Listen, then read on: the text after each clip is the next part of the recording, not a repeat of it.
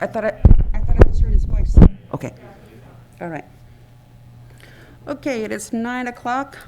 Let's go ahead and open up this meeting. Let's start with the Pledge of Allegiance by Supervisor Peter Hernandez.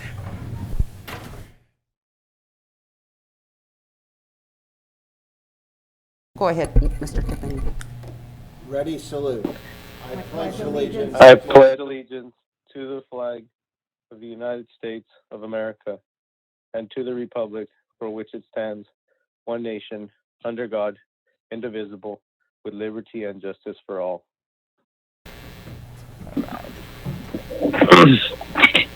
Okay, can we get a certificate of posting of the agenda? Also move. Second. All in favor? Aye. Aye. You have a 4-0 for the agenda. Oh, good, no department head announcement, works for me. So then we'll go ahead and go to the first item on this agenda, which is Health and Human Services. Tracy Belton. Good morning. So this is item, I don't have the agenda. What item is item 1 or is it numbered differently still? One from the new agenda. Item. Yes. Awesome. Okay. This item is before the Board of Supervisors for the introduction of the ordinance entitled Santa Cruz, Monterey, Merced, San Benito, Mariposa Managed Medical Care Commission. As you recall, the county has worked with Central California Alliance for Health to bring the process of a county organized health system to the county in an effort to improve the access to quality health care to the Medi-Cal beneficiaries and our residents. This ordinance is a requirement by the Department of Healthcare Services. And last week, Merced, Monterey, and Santa Cruz all approved moving forward with to change to this model. The next step is for the approval of the ordinance at the next board meeting on September 14th. We also have staff from California Alliance for Health, Central California Alliance for Health available if there's any questions. Any questions? Is it possible for you to update what's happening with the individuals in the community that have accepted the incentive? And what's the process for anyone who isn't aware of it? And do you have numbers to report by any chance? That's maybe a different agenda item. It's not on today's agenda. Even though it's Health and Human Services and it's something that just happened yesterday? Right, no. Okay. Then I retract my question. I'll save it for another day then. Yeah. Thank you. This item is specific to the ordinance for the Central California Alliance for Health. Switches to the first formal reading of the ordinance. Okay. Yeah, Madam Chair. Tracy, maybe you can just quickly give us the timeline. I know this is a process we're going through, and this will actually takes effect a little bit down the road. So maybe just remind us exactly the process here. Sure. So we have the first reading and the second reading, and the dates have been changing with the state for the final approval. And I don't have that date in front of me. If you're able to move Benito Carlson, she's from the Alliance. She can probably answer some date questions. She's been up to speed on that. Benito Carlson, she's in the attendees. If you could move her to a panelist, that would be great. As well as Stephanie, she's also the president. If you could move her as well, and they could help with the timelines. Thank you very much. Hi, Stephanie and Danita. Thanks for joining. Can you help answer those questions on the timing? Sure. Good morning. This is Stephanie Sunshine. I'm the CEO of Central California Alliance for Health. And so the state is still on track to make a decision about the movement of the counties from the existing model to a county organized health system sometime in October of this year or towards the beginning of Q4. Once the state makes that decision about the model that each county will utilize for its Medi-Cal managed care plan, then we would start working with stakeholders in the community towards a 2024 go live. And so we'll have a couple of years of development and planning before the change occurs. Okay, thank you. Sure. And then Stephanie, I'm just excited about this move. I know that we as a county have had problems in the past with individuals trying to seek medical services, and so I'm very hopeful that this is going to solve some of those existing issues. So thank you very much for all of you working together and making this become a reality. Thank you.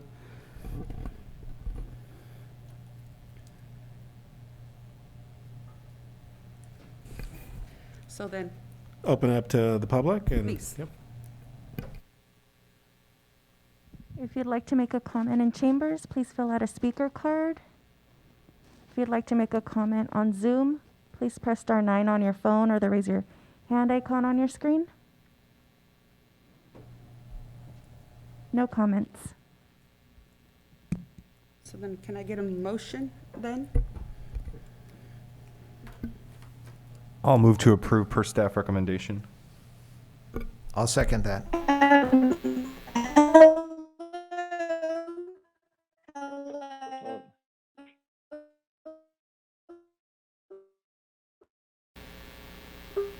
Okay, so then I have a first and I have a second. Okay. All in favor? Aye. Aye. 4-0.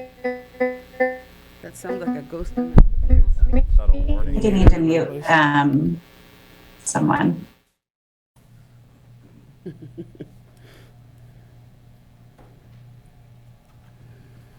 So, agenda number 2, thank you. Good morning, Chair. Good morning, Supervisors.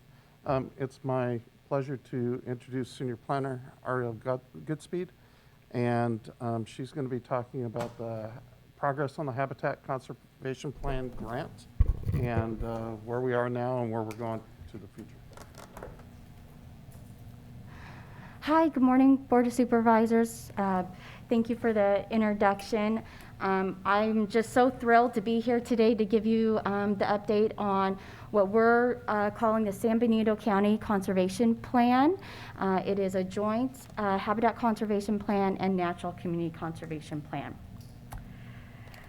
So, back in February, staff, with approval from the board, applied for a grant. And last month, we were awarded $976,100. There were only 15 awards across the United States in this fiscal year, and we were one of those 15 for a total amount of just a little over $9 million that was issued. So staff wanted to kind of provide some information on what habitat conservation plans and what natural community conservation plans are, what they do, what their benefits are. So a place to really start is legislation. Some of the key legislation that kind of plays a big role in all of this. So there's the Federal Endangered Species Act, and then there's the counterpart, the California Endangered Species Act. So essentially, both have these similar policies to conserve and protect endangered, threatened, or candidate species, and they prohibit take of species. Take is essentially to hunt, kill, capture of these listed species.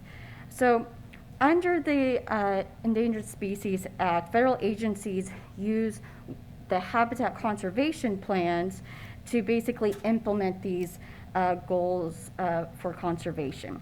And then under the California Endangered Species Act, prior to 1991, conservation was done on a single species approach, which is not ideal for development or conservation. So in 1991 and then amended in 2003, they added legislation that's the Natural Community Conservation Planning Act, and this allowed for the regional conservation planning that's similar to habitat conservation plans. And so that's where the natural community conservation plans come in place. Essentially, we have basically federal and state counterparts to each other. So this is just a depiction of plans that have been approved for both habitat conservation plans and natural community conservation plans throughout California. They're used frequently, we're not the first one, it's a common practice, and habitat conservation plans being for federally listed are actually all over the United States. So what's the purpose of habitat conservation plans? What do they do? So essentially, it's landscape level planning. They're flexible, they're comprehensive, and they're part of an application for incidental take permit. So this results in basically a suite of covered activities. They're proposed for a specific plan area. Our plan area is San Benito County, the unincorporated area. They list covered species in the plan that are likely to be impacted by covered activities. So through our plan process, we'll determine all the species that will get listed, we'll determine all the covered activities that will be in our plan, and basically our conservation program is developed for each species covered in the plan and it offsets the impacts. The activities meet the service or the U.S. Fish and Wildlife's eligibility criteria, and the HCP meets the issuance criteria. The master permit is issued to a non-federal entity, which would be us, the county. So the counterpart, natural community conservation plans, they plan for conservation over a large region, similar to HCPs. They avoid uncoordinated project-by-project permitting and mitigation, and they conserve species and natural communities on a large interconnected area, and they streamline species permitting for development and economic growth. So again, they provide take of listed species and fully protected species. It's a long-term permit. It must conserve the covered species. It involves independent scientific input, and it's a locally driven planning effort that encourages participation of public, regulatory agencies, conservation, private developers, and landowners. So it's a very community-involved driven plan, which is really important. So I keep talking about incidental take and that it authorizes incidental take. So what is this? So for a habitat conservation plan, it's a document that meets the Federal Endangered Species Act requirements that enables local agencies, so the county, to allow projects and activities to occur in endangered species habitats. And in exchange, those projects and activities must incorporate prescribed measures that would minimize, compensate, or adverse effects of the natural communities and endangered species. A natural community conservation plan, it's a state counterpart to the federal HCP, and it provides a means of complying with the National Community Planning Act. So same process. So essentially, to sum it up, it's a streamlined species take permit for projects. It redirects those permit funds toward mitigation and contributes to the recovery of species. There are a lot of benefits to putting together regional conservation plans. Some are compliance-based, some are conservation-based. They're cost-effective, regulatory relief, they streamline permitting process, they reach recovery goals faster, they increase funding for conservation. But so overall, they provide efficient placement of land use, infrastructure, and settlement growth. They are a proactive approach to identifying conservation areas throughout the county. They provide clarity and transparency to the public, and they increase the local control and implementing local policies. And they streamline permitting mechanisms, and it involves the public. So, oh, I'm so sorry. I lost my slide. That's okay. So, streamlined permitting process, essentially what I was trying to show you all was what it is and what it isn't, because it can be really confusing on thinking it's doing something that it really isn't. So a streamlined permitting process, it's an improved process. It facilitates compliance.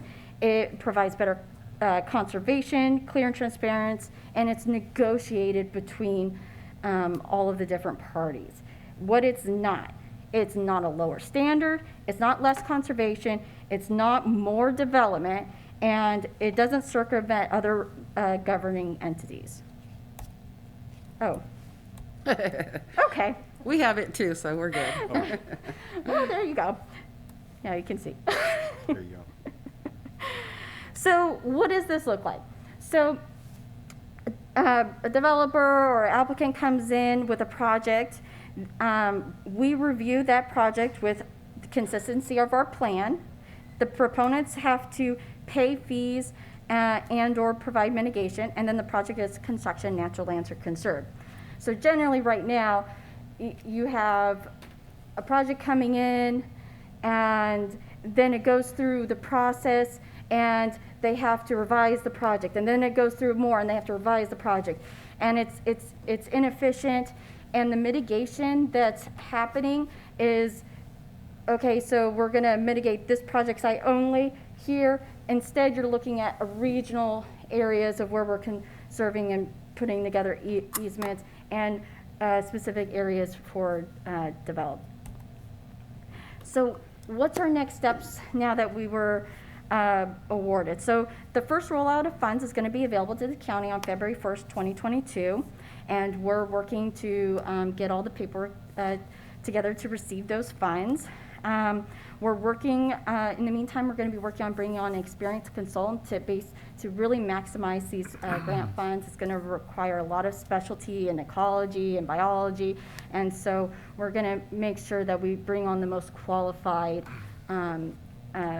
consultant available. And of course, continued public outreach. So like I mentioned, this is a very big public process.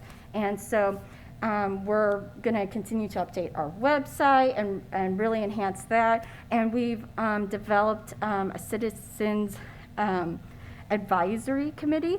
And so we've developed quarterly meetings, and we're going to continue with those and really encourage the public to participate.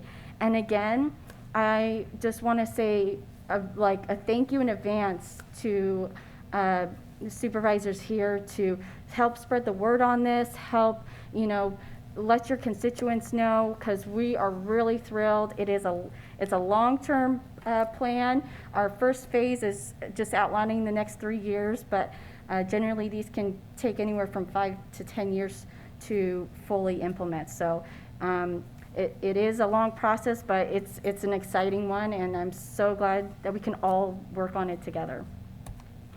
Is there any questions I can help? Go ahead. Madam Chair, thank you. Yeah, so thank you for the presentation. Good job. And it seems like it makes a lot of sense. I just had a couple of questions. The grant, is the grant going to cover the entire cost, or is there a potential overrun at some point? So the county has been collecting funds for years to fund this plan. So what the grant allows us to do is preserve our funds, but no, the grant is not going to cover the entire cost of the plan. In addition to the grant, I believe we have a fund balance of $1.6 million Right. to continue funding the grant. Okay. But that For the will have board. enough with the 1.6 plus the grant. We should have enough to get the. I think we should really shoot for that. I would hate for absolutely. us to dip into, general fund or whatnot Correct. when we have all these funds. So let's really try to stay on the budget. Absolutely. And then as far as the Citizens Advisory Committee, is that formed already, or are we in the process of forming that? Or what's the outreach plan? And Yeah, so, we started to establish it, and our next meeting, which is scheduled for November 10th, we're actually going to be adding to it and really describing roles and responsibilities, so it's in progress. okay, And I'm happy to send all that information that'd be out. great. Yeah, I just want to make sure we get the word out in all the areas of the community and just try to get a broad spectrum of people involved in this. Yeah, and just so that you're aware, we have done a lot of due diligence to, we've done presentations at Pearl Compass, Working Landscapes. We've networked with those different groups to send out to their emailing lists. And so, we're continuing to add, and the goal is to reach as many people as possible. Great. Yeah, there's a lot of stakeholders, but certainly we want to have the environmental groups in particular. I think the land interests, obviously, so I think, but otherwise, I think it was a great presentation. It looks like a good direction. Thank you. Supervisor Tiffany? Yeah, my only comment is congratulations on getting the grant. That's exciting. I think, this makes total sense. Instead of piecemealing doing it, this makes a lot of sense for our community. So I think it's a very, very positive thing. Thank you. Ariel is definitely a superstar to score one of 15 grants in the country for $1 million. She kind of glossed over that in the beginning, and I really wanted to Yeah, stress that. that's great. Congratulations. Great job. Thank you. You must toot your own horn, okay? Because no one else is going to. Supervisor Hernandez? No questions, Madam Chair. I just had more questions than anything else. The taking slide, we don't have that one. And actually, our slide is a little bit different from yours. So if you can, it's okay. So if you can send us yours, because yours has a little bit other details. Ours has more information, which is, I thank you for that, but it's not the same as yours. But let's talk about the taking one, because that isn't in this one. And I just Yes. want to make sure. Now, because of my legal mindset, are we talking like a taking as in an eminent domain kind of a taking, and how you're addressing that? No. Okay, so let's go back and talk about taking a little bit more, because you don't have a definition or anything there on that. You just mentioned a taking. Yes, So- okay, so take is essentially, it's under both the Endangered Species Act and the California Endangered Species Act. And the definition is related to species that are listed or endangered, fully protected, or candidate species. And it's hunt, capture, kill of those species. So that is the definition for take. So it's related back to species. So that's not- prohibited, then is what you're saying? Yes, it's Okay. prohibited. Now, when we have a plan, because we're looking at a species regionally and improving their habitat overall, the plan does allow for us to authorize take. So they can take here with plan development, and then we provide that mitigation in another area under an easement, and where we've designated that we're going to have that conservation easement for the plan. So, and it really relates back to the habitat. We want to make sure that we're preserving good habitat, that we're connecting habitat corridors, and this, sorry, I can go on. So That's does that okay. answer? No, I just wanted to make sure, because when I heard that word take, it's like, ooh, it kind of scratched the ear there. And so, go I ahead. want to make it clear that it's not taken lightly. All the protections are still in place. It's just over time, it's been recognized that spending tons of money and effort to maintain a tiny population, where all that tons of money and effort can be better spent maintaining the population as a whole. That's kind of the way the California environmental law is going now. I think one of the previous reports that I've seen since I've come on the board in January, you guys had a very comprehensive list of all of the species that are on there, and so that might have been nice as an attachment, just not to cover each one. I have but- that. I put it as a back here. Because it was very, very thorough. I remember seeing that on, in another report. And so that way, Yes. the public sees that we are, making every effort to protect those endangered species. And this is a preliminary list. The planning effort and the scientific input is where we come up with a final list. But we had to identify a preliminary list of species to apply for the grant. So this is not the end-all, be-all. This is just our starting point. Right. Okay. I have another questions. So what is the will of the board on this? Is this just a report, or do we have to accept the presentation? Okay. Yeah, Thank you very accepting the much. presentation. Okay. Very well done. So, item number 3. I'm sorry. Yes? I'm sorry. Public comment? Sorry, thank you, no. Public comment, please? If you'd like to make a comment in the chambers, please fill out a speaker card. On Zoom, please raise your hand. Press *9 on your phone or the raise your hand icon on your screen. You've been unmuted. Please state your name for the record and your district number, and you have 3 minutes. Yeah, this is Valerie Egland, District Number 2. And I listened in on the initial meeting of this new group, and it's very exciting. The plans, Ariel has been just fantastic, an amazing amount of work she's put into this, and I congratulate you on getting the grant, Ariel. But what I'm wondering is how this affects our planning department and people who are looking for permits in building and such. Am I hearing that the focus is going to be more on corridors and larger areas for preservation of critters rather than micro managing the species? So thank you.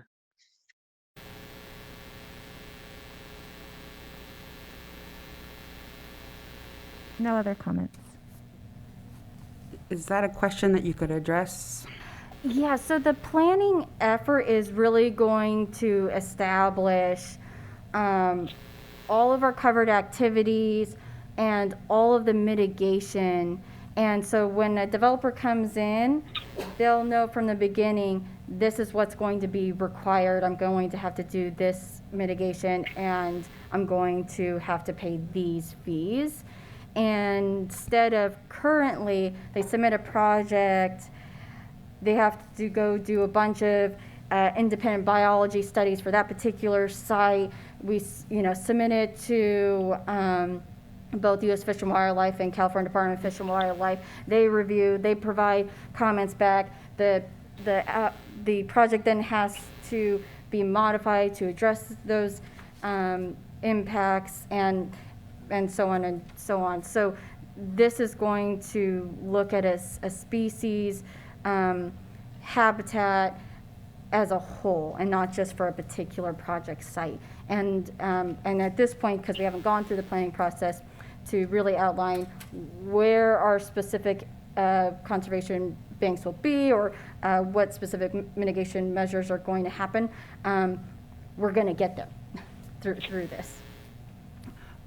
Going back to Supervisor Kosmicki's question about the Citizens Advisory, how many more individuals are you looking to include? Because I would definitely like to include someone like Valerie Egland, the caller. She is involved with REACH and totally into the parks and, been there for the community. And I don't even know if she's interested, but someone of her caliber where they're already working in the community, they have the benefit for the greater good of the community. And so how many more positions are you looking to include? Yeah, so on our last meeting, we have 2 planning commissioners on there so far. We have representatives from both cities. We have 2 ranchers on there to represent that community. We have a water specialist on there, a general person from the public. Some of the I was going to be bringing back in November. What we need to add on is representatives from environmental groups. I would like to get the water district on there as well, and we've been in conversations with them. And we also need to get a developer representative on there. So those are some of our constituent pieces that we haven't been able to add, and I would like to add those representations on there. Madam Chair. Yes, Supervisor Hernandez, go ahead. Thank you. Yeah, I appreciate Valerie's questions. I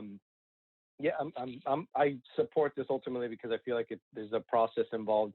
It sounds like it's going to be a little bit easier than CEQA. I know that that's been a big issue for the state, even as it pertains to housing or whatever.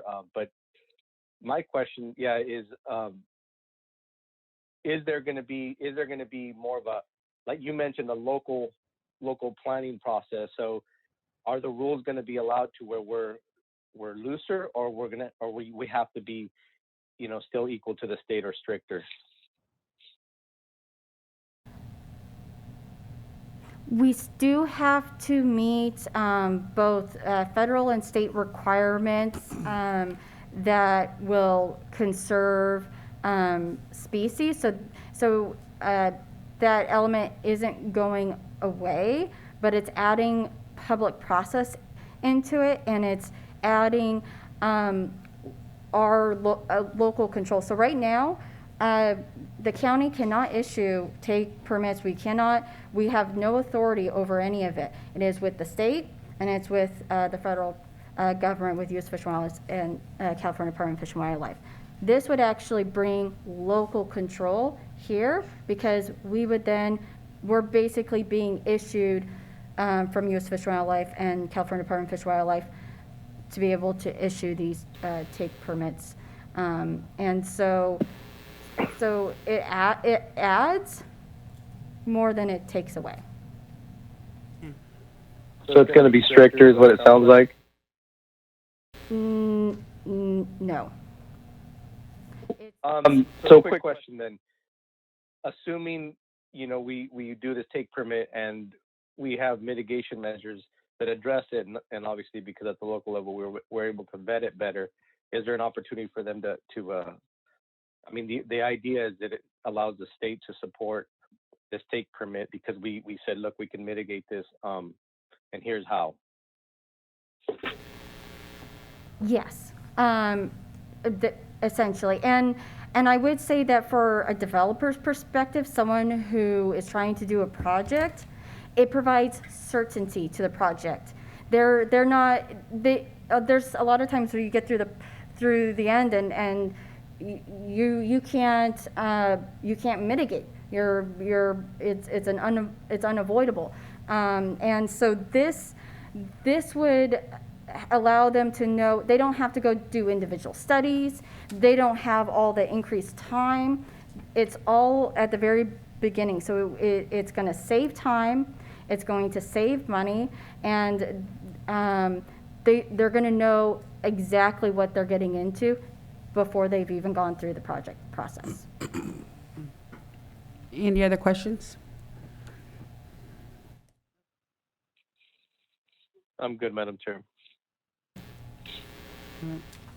So then we could go on to item number 3. 3. Thank you, Ariel. Good morning again. I'm here to give you an update and introduce you to the concept plan that we developed over a few months for Riverview Regional Park. Just a reminder, the state of California is offering regional park grants of up to $3 million available only to counties and special districts for projects larger than 45 acres. We went through a lot of work at the beginning of this to secure that 45 acres through a 99-year lease with the high school. The month of May, my staff worked, in fact, Ariel, once again, my superstar over there, we worked very hard with a targeted public outreach campaign to get input on the design of the park. And we had over 300 individual responses, and I can tell you that is a very good response. When we did the park master plan over at the city, we were excited to get 60 responses. Then we began working with our consultants. We were able to incorporate many of the specific features that were requested from the public. The property does have some restrictions due to flood zones, geography, and terrain heights. That does not allow us to accommodate all the requests. We have preserved all the requests in case we can accommodate them elsewhere, or in the future, if more funding becomes available, perhaps we can accommodate them on site. Because the site's adjacent to the high school, we focused on the incredible opportunities that the park's location provides for dual programming and shared resources. Effectively, 95% of the county's high school age children attend that high school. So that's a huge section of our population that's captive right next door. So if we can get them to use the park, we've succeeded in really touching a large majority of the community, which was one of my goals. Other amenities were also included that weren't called out by the public research because they created opportunities for additional public-private partnerships and also create unique recreational experiences in the community. And most importantly, they give us more points on the grant application. And the other thing we tried to do is not to repeat features that were available in the other parks throughout our system and Hollister system. We really tried to bring new recreational opportunities to the public. So I have the concept plan carved up into chunks because it's just such a large space. You wouldn't be able to see everything. So this is kind of the northern end of the site. As you can see, we have a large triangle-shaped parking lot. Off that parking lot will be the restroom facility, because to make the restroom work without a lift station, it has to be at that altitude. We can't put it down in the lower bowl.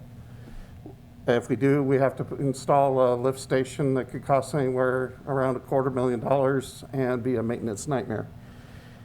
Also, because what we were trying to do on an adjacent property didn't work out, we'll need to construct a small maintenance building to keep the maintenance equipment in, because trucking it out there from the Southside Road every day would eat up 3 hours a day, and that's just an inefficient way to do the work. So we'll put up a small metal building in a little yard to keep the lawnmowers and the weed eaters and garbage bags, et cetera, in. Just below that, using the natural terrain, would be a amphitheater. It's located close to the parking lot, so special needs populations won't have to travel far to get to it. Adjacent to the amphitheater, as you'll see. Can I stop you there just for a moment? I'm sorry. So the amphitheater is that half circle there, right? Correct. Can is there any way you Mouse can? show up there? No. So right before the big, yeah, good, okay, I wanted to make sure, okay.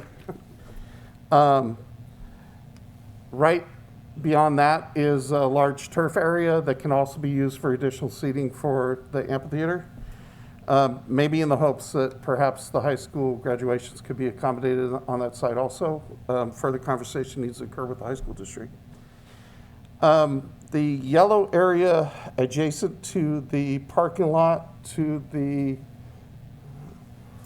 left, as you're looking at the picture, that's also at the same height of the parking lot, but it's really too small to use for anything else. So what we would like to do there is construct almost bleachers with shade, so that the cross-country events that are going to occur on the site, that's a great lookout. You can oversee the entire course. And I heard feedback from the cross-country coaches that the parents loved that area because it allowed that site. One of the other things, you'll see two little brown boxes just off that yellow site. We're looking at perhaps creating a little bit of a balcony so that the physics class can use it for egg drop labs, et cetera, and it would also be wheelchair accessible, so everybody's included. Good. So there's no stairs that anybody would have to climb in order to do their experiment. They just roll out there, drop it, and then go down the ADA pathway right adjacent to it to retrieve it. Continuing left, you'll see a series of 8 pickleball courts that also could double as tennis courts. When the final design is complete, there was heavy demand for pickleball courts through the public outreach.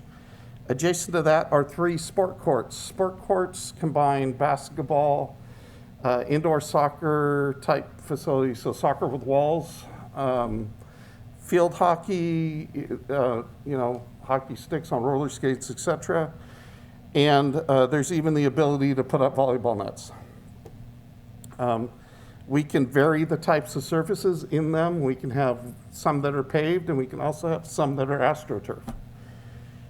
Adjacent to that, the large yellow area is a planned community garden. Provides an opportunity for partnership with some of the garden groups throughout our community. That's points on the grant. It also provides opportunities for people not only to learn gardening, but it also provides space for some of the people in the high density housing that don't necessarily have access to yards to also be able to grow vegetables. Just below that, we're hoping to install a bicycle pump track The final design may vary to what we have there now, but we do not have a pump track in the county. I do know the state is working on one up at the Hollister Hills Park, but currently there isn't one, and I believe that would be a great feature for this facility. Can I ask a question? Yes, I'm ma'am. sorry. What is a bicycle pump track? It's basically a paved race course for bicycles with lots of curves and different terrain. Would it be something like the skate park, but for bicycles? Yeah, but more like a path, more like a track, not a wide open area. Well, I've where- seen some, like, the BMX bikes, like, for the Olympics or whatever, the Correct. sports. It'd be something similar to It's very that? similar to that, but much Wow. smaller and yeah. Wow, thank you. Madam Obviously- Chair. Oh, sorry. Yes, Supervisor Hernandez, go ahead. Yeah, just really quick. A pump track. I have a niece who used to do it a lot. Basically, you're working your legs because it has a lot of up and down hills and turns. So it's kind of like BMX racing, but it really works you. So ultimately, it's like a strong conditioning, and it's fun. So anyways, it's a big family-driven event. I know that they actually have tournaments on pump tracks and stuff. Just adjacent to that, you'll kind of see some blue Stonehenge-looking spots on the map with the yellow trail. That is a 9-hole disc golf course that was also requested by the public. And it kind of winds itself through that section of the park. And obviously, there's pathways, different pathways throughout the entire park. And the majority of them will be universal access, so ADA access. Some of them we're hoping to include equestrian access on the river portion, not necessarily up here in the developed portion of the park. Moving to the next, sorry, I actually blew them all out. So, so there's your pickleball courts, your community garden, your pump track. Excuse You can me, see a close-up of the golf. The frisbee golf. Madam Chair, excuse me, Mike, quick question before you move on. You mentioned restrooms. Correct. As well as pickleball, which I see is up there. And in the agenda attachment, it said restrooms was among, as well as pickleball for that matter, among the items that we couldn't get to. So we are going to have restrooms. If we can afford it. Okay. So the issue with restrooms is, there we go. The issue with, this doesn't work on the screen. So this is San Benito Street.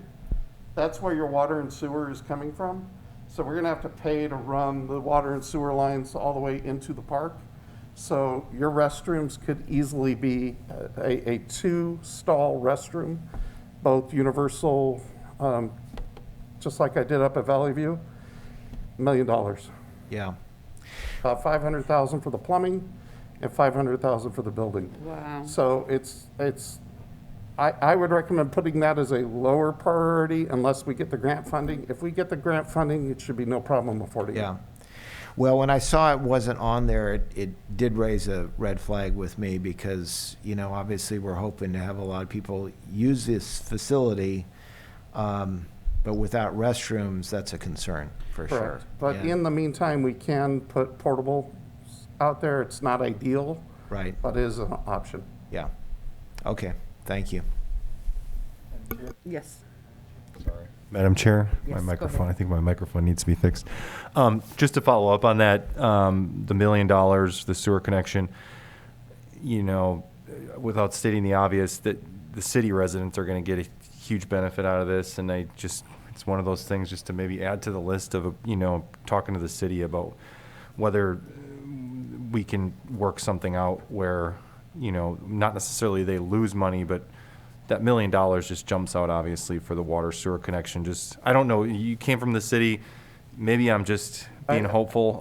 That's no money going to the city. That's just what the actual infrastructure is going to cost to put in place. Okay.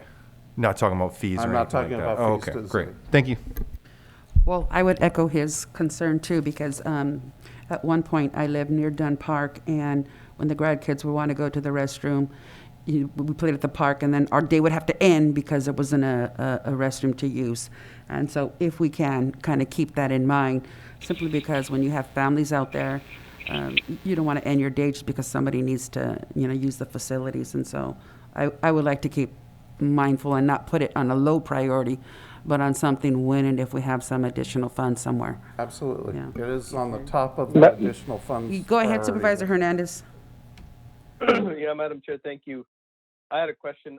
Mike, has there been any conversations with the high school, since they're going to benefit a lot, it sounds like, from this park on mutual funding, on them helping to support? You mentioned a lot of different really good things for the community. I know, you're limited on funding the grant. Hopefully, if God willing, we get it. But I'm concerned for the ongoing maintenance. I mean, that's been, when this original idea and concept came up, the big focus was public-private partnerships, because we ultimately knew that we can't just build something. We actually have to have a plan to keep maintaining it. And I know right now, if you look at Betts Park, it's falling apart. That's because they don't have a budget and they don't have a plan. And the only reason why there's a semblance of that park being maintained is because of the teams themselves that are self-funding to manage that, their little domain. So that, it's like the plan in and of itself to keep this park going, I think is really important. And I think, I would like to see concession stands, some kind of an opportunity for private agencies to be able to help with the revenue generation to, and just earmark those dollars specifically back into the park, right, to maintain the park, whatever that means. So anyway, has there been, long and short, has there been any talks with the high school about supporting this park? That meeting hasn't occurred yet. And as you'll see as we go through the plan, there are opportunities for concessions as we get a little deeper into the park. The pump track is an opportunity for a concession. The amphitheater is an obvious opportunity for another concession. The community garden could be an opportunity for a concession. So there are opportunities created in here. I'm not necessarily calling them out as we go along. Madam Chair, one other, Okay. excuse me. Yeah, sorry, my final comment, sorry, Supervisor Tiffany, is I need to stress that if we don't have a game plan going into the future for private partnerships, I don't see this park being sustainable. So I really want to make sure that that's included. I mean, the original idea had competition fields, baseball fields. They had a different design, different layout, and ultimately they became an extension opportunity for the Vets Park because I know that they're lacking fields, and ultimately when they have their tournaments, they're small in scope. Sometimes they would love to be able to extend into the regional park. Just my final thought. Sorry, Supervisor Tiffany. Follow up on a couple points. We're talking about funding and maybe working with the high school. Is there any opportunity to circle back to the city and get their financial commitment on any of this? For example, the sewer hookup that Supervisor Kuzmicki brought up. Again, as was mentioned, this is certainly going to greatly benefit Hollister residents. I know we've moved forward with this in spite of the fact that the city was not able to reach an agreement on the road situation, which is, we've moved past that, but it sure would seem like the city could participate in this. So that's one question I have. I may be getting ahead of you, but I'm just curious also, in addition to the cost of setting this up, I'm concerned about the maintenance, the cost of maintenance and security, particularly given where it is, on the riverbed. I'm sure you know where I'm going with this, so I'm just curious about that as well. Thank you. So I would never close the door on any group or any individual, so there's always an opportunity for the city to participate. And I can reach out, we can reach out, they can reach out to me at any time. As far as ongoing maintenance costs, we have designed this park to require the minimal amount of maintenance. About the minimum amount of maintenance you can have to have a park. The majority of the sites are going to be hardscape, low maintenance. You go out there with a blower once a week to blow the rocks off, so that if, for the pump track, for example, you don't wind up with a thorn or something causing a flat tire. The large lawn area really cuts down on the cost of maintaining that large lawn area because it's all in one spot. The irrigation's all in one spot. As you'll see, a large amount of the park is going to be left natural, quite simply because we can't afford to maintain a park developed to city neighborhood standards where the entire thing is landscaped. And plus, a regional park has a different philosophy than a city park. If you go to Santa Clara County's regional parks, you'll see a lot more natural open spaces with little featurettes throughout the parks. A city park, the whole thing's developed almost like nature put in a box, but there's a much higher level of maintenance required. So that was very conscious in our design process as we went through this, to design a park that could be delivered at a minimum of cost and a minimum of effort. And my question about security, is that an issue that's going to be looked at as far as, again, it's a big area, and there's trails, and, you know, of course, in the riverbed, there is a concern about the homeless and et cetera. So I'm just curious what thought has been given to that area. So the sheriff has already, it's already on his radar that they'll be needing to patrol that area. The trails are going to be designed so the sheriff can patrol it at ease, so no getting out of cars and removing bollards, et cetera, for them to patrol through the area. So it's as easy as possible. Plus, as we go through the process, we're going to design it for sightlines. You don't build trails that go through bushes, et cetera, where people can get attacked. So part of the design of the park is to design it to make it easy to see what's going on, eliminate those hiding spots, blind spots, et cetera. And it makes me wonder, what about lighting? Currently, we're looking at solar lighting, but unknown budget-wise where we're going to come in with the basics. So currently, my goal is to get the sidewalk lighted along River Parkway. Okay. And we're really leaning towards solar for several reasons. Number one, cost, but also PG&E's wait list is now several years long to get services into the facilities. Like Santana Ranch Park, it's delayed 8 months just on PG&E to get the electrical service installed. So Okay. we are looking at, will the entire park be lit? Probably not, because we're not going to be able to afford it. Okay, thank you. Madam Chair. Yes, go ahead, Supervisor Hernandez. Sorry, yeah, I appreciate Supervisor Tiffany's questions, because yeah, he's right. There's probably, you know, until we address the homeless issue in the river, there's going to be issues. But you know, my estimation is that you're going to end up having, the hope is a higher level of foot traffic in that area, a lot more visibility to the public, ultimately a lot more concerned folks, right? Because they're going to want to protect that park and enjoy it. And I think there'll be a level of self-policing. The only other recommendation would be is to have some kind of a plan, you know, with the sheriff's department, so that way there's I don't know, you have some kind of a phone line, or I don't, just off the top of my head, but some kind of a plan so that there's a good response opportunity. But as far as the maintenance, I think, was it the maintenance? Yeah, you know, I think, or I'm sorry, the safety, the boundary line, I think, along the riverbed. I know, Mike, that's kind of one of my concerns, because Supervisor Tiffany's right. We, you know, once you go farther down, then there's a lot more trees. You know, so I would imagine you're going to probably get rid of some of them. I don't know. But either way, the along the riverbed, the lighting, I think, is going to be really important, because if you get farther away from the road, it just gets a little bit less safe. So those are just, you know, and then obviously along the actual River Parkway Road itself would be really good. So those are just my thoughts. Thank you. And Supervisor Hernandez is 100% correct. People thought I was insane when I put that playground up on top of Park Hill.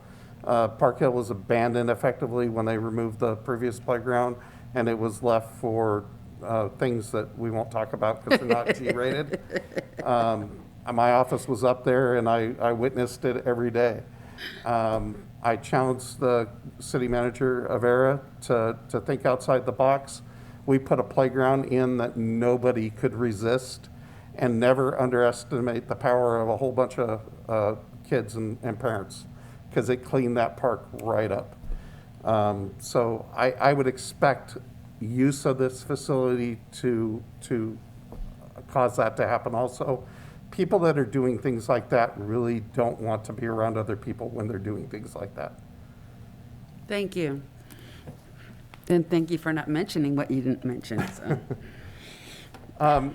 Also, adjacent to the amphitheater to the right is a group exercise area. There's individual stations throughout the trails, but there are also going to be a large group exercise area where people can not only exercise but socialize. There's all kinds of fancy exercise equipment that you can install in parks now, but my rules are no moving parts, because when you have moving parts, things break, and it's more maintenance. So these are all off your resistance, body weight, etc. Additionally, throughout the area, which the park is just too big and we're zoomed out too far to see, there will be several picnic areas throughout the park. Good. And a change we're going to make to the traditional picnic area is we're going to include a table at the front of the picnic area, so it can also serve as an outdoor classroom. If we put in a bunch of picnic areas, they'll be heavily used on the weekends and pretty much ignored during the week, which kind of fosters some of that activity that no one wants to go on. But if we can make them adaptable to outdoor classrooms, it gives the high school teachers just across the street an opportunity to bring their students to the park and use those picnic areas during the week, which will keep that behavior to a minimum. This is kind of the middle section of the park.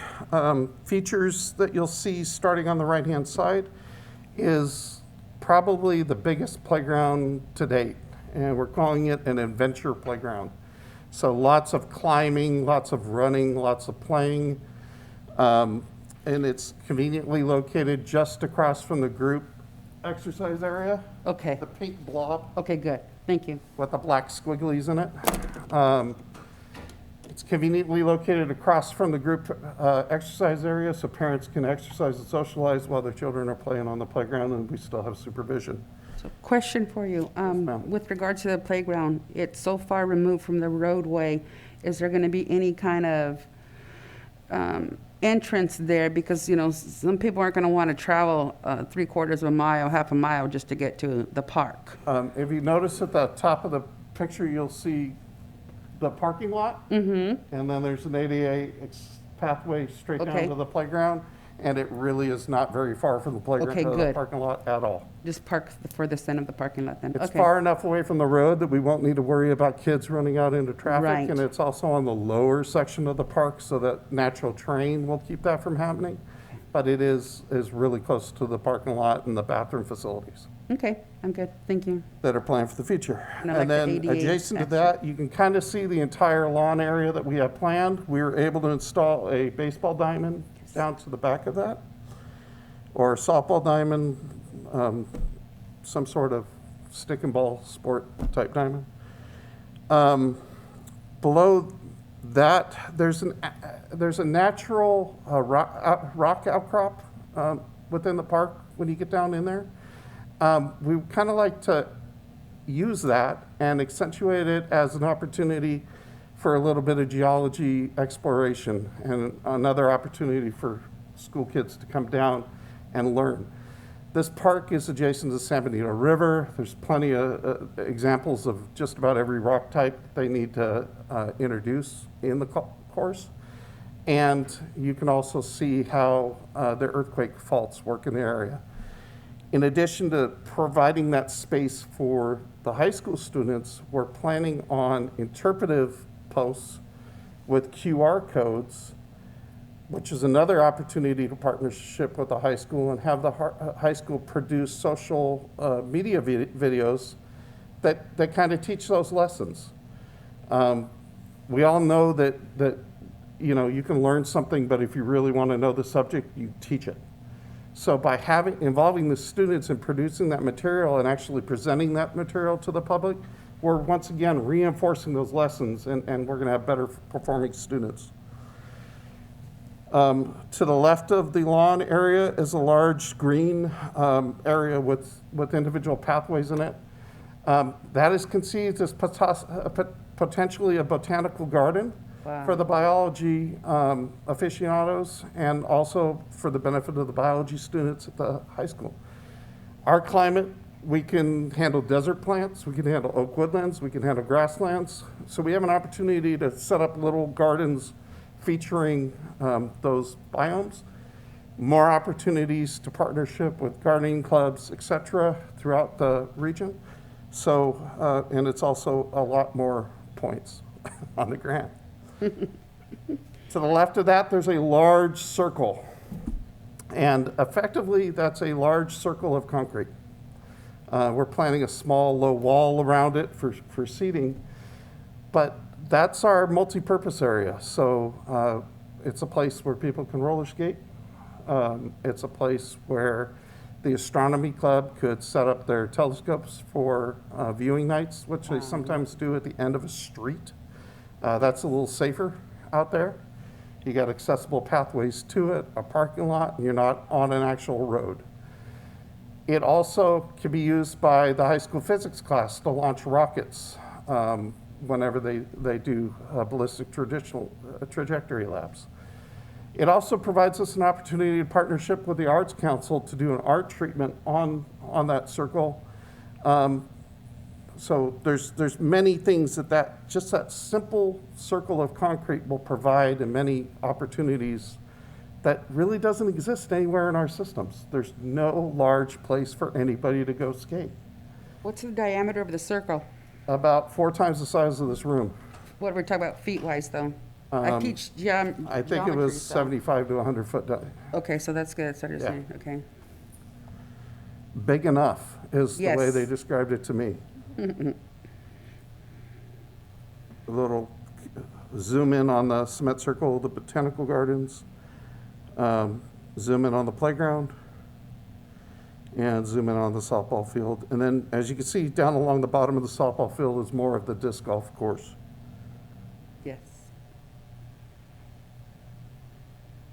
And then that brings us to the bottom of the park, which is closest to the river. And the main feature down there is a RC race car track. Wow. It's an opportunity, yet again, for public partnership and opportunity for vendors, opportunities for events, bring more people in. Plus, that's something that we really don't have available to the public anywhere in our county. People have private stuff set up on their properties, but the only one real public one I knew about was at a hobby shop in Gilroy. And I don't even know if that's still running.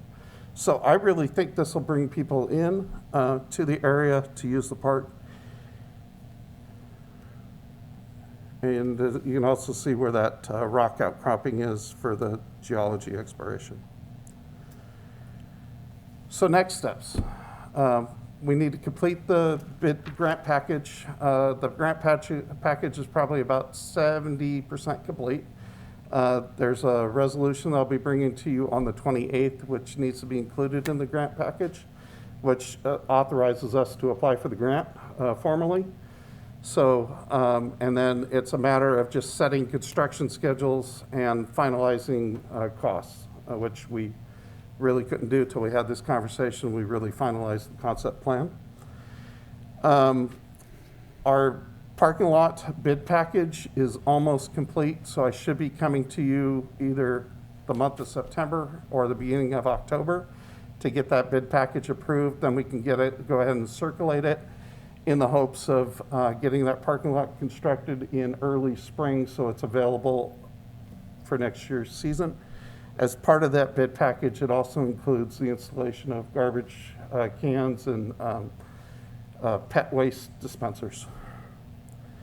And that's where we're at. I am totally impressed. I went out there a couple of times when you were doing the study and having the community input, and it was great because I ran into people I hadn't seen in years, the few times that I was out there. But it was nice because you really made a concerted effort to you and your department to make sure there was community input. And as I see the final rendering, I was identifying it as you were, labeling all of the spots. I printed this out, but it didn't mean anything to me until I have all of the labels that you've given me. But I just have to say kudos and thank you for all the work. I appreciate all the concern that you gave to the community and their interests. When I saw the staff report, I too saw what Supervisor Tiffany had saw. Says, okay, this isn't going to be included. It's not. But in the ultimate goal, you are, and you're encompassing everything that the community had asked you to. So I thank you very much for it. I'm just amazed, and so I just say thank you for everything that you've done. I'll go ahead and open it up to the other supervisors, but I'm totally impressed and support this wholeheartedly. Yes. Well, let me thank you, because this is the absolute fun part of my job. and I really appreciate it. Yeah. Well, you've done a great job. Thank you. Supervisors, who else would like to make a comment? Madam Chair, thank Yes. you. So obviously it looks great. We have a lot of things up there. Just to bring us back down to earth a little bit, how many of those features are, ballpark, no pun intended, how many of those features are likely to, be part of this ultimately? I mean, it depends on funding, but what's realistic? I mean, just so we have, we don't want the community to get overly. Oh, absolutely. This is a concept plan that we're submitting to the state for the purposes of securing a $3 million grant. Once we know whether or not we secure that grant in spring, the plan is to come and have that conversation with you so you can make those hard decisions about what you're going to include and what you're going to exclude. So for me to answer this question and tell you exactly what's going to be involved, I really can't, because that's your decision to make that I'm preserving for the future. Yeah. But when I bring it back to you, you will know exactly what the features will cost. In fact, when I did this for McCarthy Park, we'll do a presentation, and all the features will be listed with a checkbox, and as we check it, the feature will appear on the map, and there'll be a large dollar sign up there at the top, and you'll see that change live as we're going through this process. Good. Great. Appreciate that. And then ongoing maintenance, I agree that has to be a strong consideration with this. Just a couple ideas and maybe questions / ideas. When we do, we talked about concessions. I assume could be some sort of a rental program. So my thought is if you're going to sell goods at the park, you should have to pay a fee of some kind. Correct. And then if you want to perhaps rent a portion of the park for a party, et cetera, we have other models around here and other facilities with the historical park and the Bellato Park. You certainly should pay a fee to help us, set some sort of a budget for maintenance and other costs. Correct, and you may choose to encourage more green modes of transportation to the park to install an Iron Ranger in the parking lot. So if they use the parking lot, they have to pay a parking fee. Those are all decisions, once again, that I'm reserving for the future. Great. And then another thought, just to potentially try to cover some of the costs going forward. I've been a big advocate for a while now about sponsorships and opening the door for the business community and nonprofits to take. I've seen it in other areas, in other states. You go to really, really nice parks, and they tend to have sponsored by so-and-so. Even naming rights for parks, I think, should certainly be on the table. For me, if it can help pay for it, giving away the name is not the end of the world.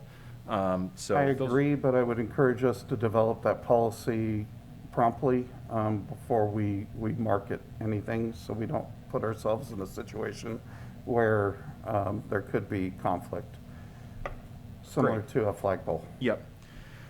We don't have to talk about priorities. I have my own, things that jumped out as better or worse. We can get to that conversation later. We talked about the water and sewer line part. I appreciate the nature. I think that, again, these are, I'll try to stay away from these, but I really like the idea of the interpretive thing. And the playground as well, I think, should be a top priority. It's really an anchor for any park. And then And then how quickly can we get, lastly, how quickly can we get, you talked about the parking lot, some sort of a semblance. At what point is there a park? At what point can the public go there and just start to do some things that are, casual in nature, I guess? Well, the park currently is open. The pathways are in place. We need to have a conversation in the future about purchasing the proper equipment in order to mow it. Because currently we don't have the equipment we need to mow that facility. I've been trying to work with vendors to make that happen, but the vendor did not perform. So I'm searching for a new vendor. I mean, more where the public knows there's signage, there's something that's more, there's permanence to it. Like, I would say maybe we spring do a of grand next opening. year, you're going to see a relatively significant change Okay. with the installation of the parking lot, the universal access down to the lower area, the installation of garbage cans, and we can include signage. Okay, that's all. Thank you. Yeah, thank you, Madam Chair. Yeah, I would agree with what both Supervisor Gonzalez, Supervisor Kuzmicki just said. I think very exciting, great job. There's certainly, let's hope we get the grant and we can do all of it, but there certainly are some things that I would prioritize over others, but I think it's really exciting. I think the idea of sponsorship, that's a good idea that was thrown out there by the supervisor. So anyway, but overall, great job and really looking forward to seeing how this develops. Thank you. Supervisor Hernandez? Thank you, Madam Chair. Mike, thank you for all your hard work. I know you put a lot of time into this thing, and it's beautiful. I'm really excited about it. I know that's still a work in progress, right? There's details that we need to iron out and figuring out what's going to be able to actually happen on that park. My only thought, and it's funny because I was thinking about it, and Supervisor Kuzmicki kind of mentioned it, is I'd love for us to have. I mean, I originally I had heard that we were going to have some kind of movement on that park, even just cleaning it up in the summer. It didn't happen, and I'm not saying that there wasn't a reason. I don't know, so it doesn't matter. My point is just going forward, it would be nice if we had some kind of a game plan to mow that area, to clean it up, to really just get the public really excited about that park.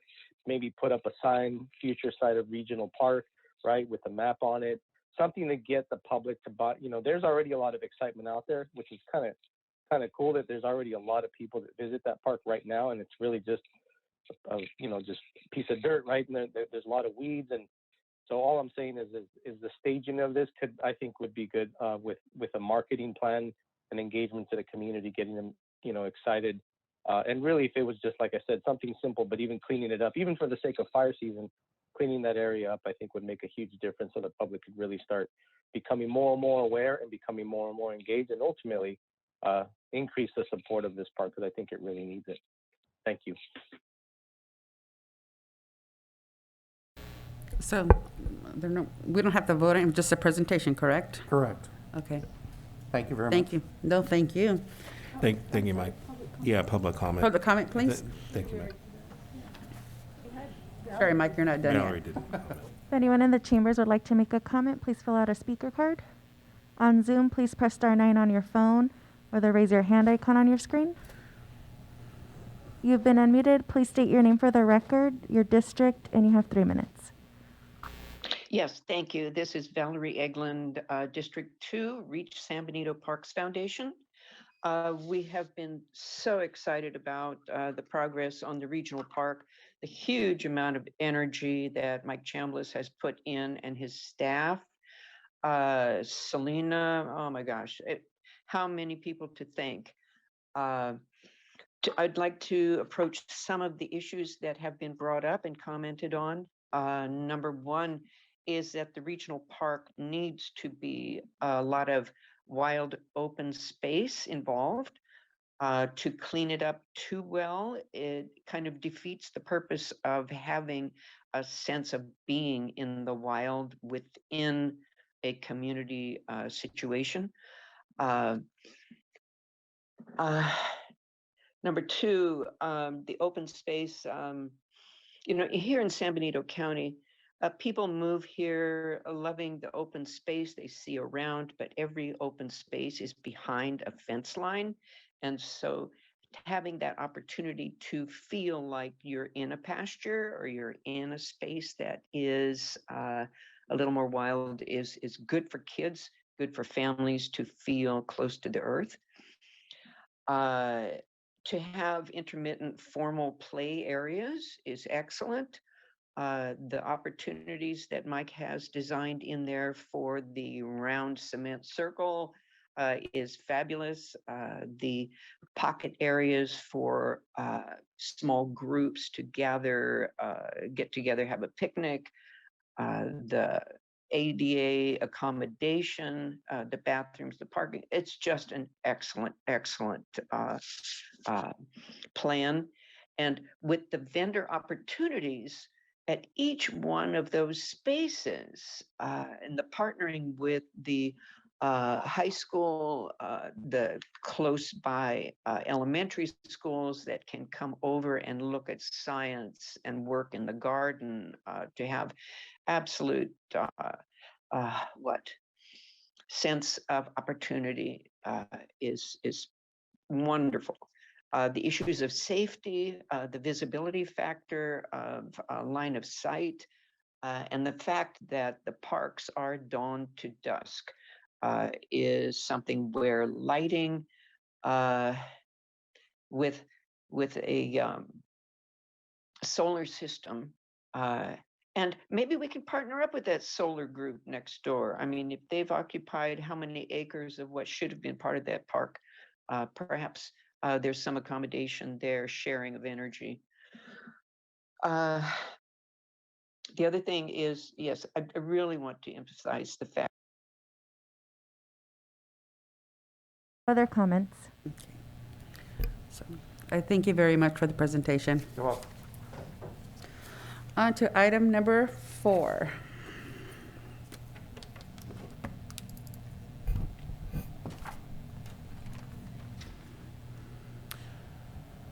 Thank you, Madam Chair. This item is coming from your Board of Supervisors, the Ad Hoc Committee, the Economic Development Ad Hoc Committee, and we have Gracie.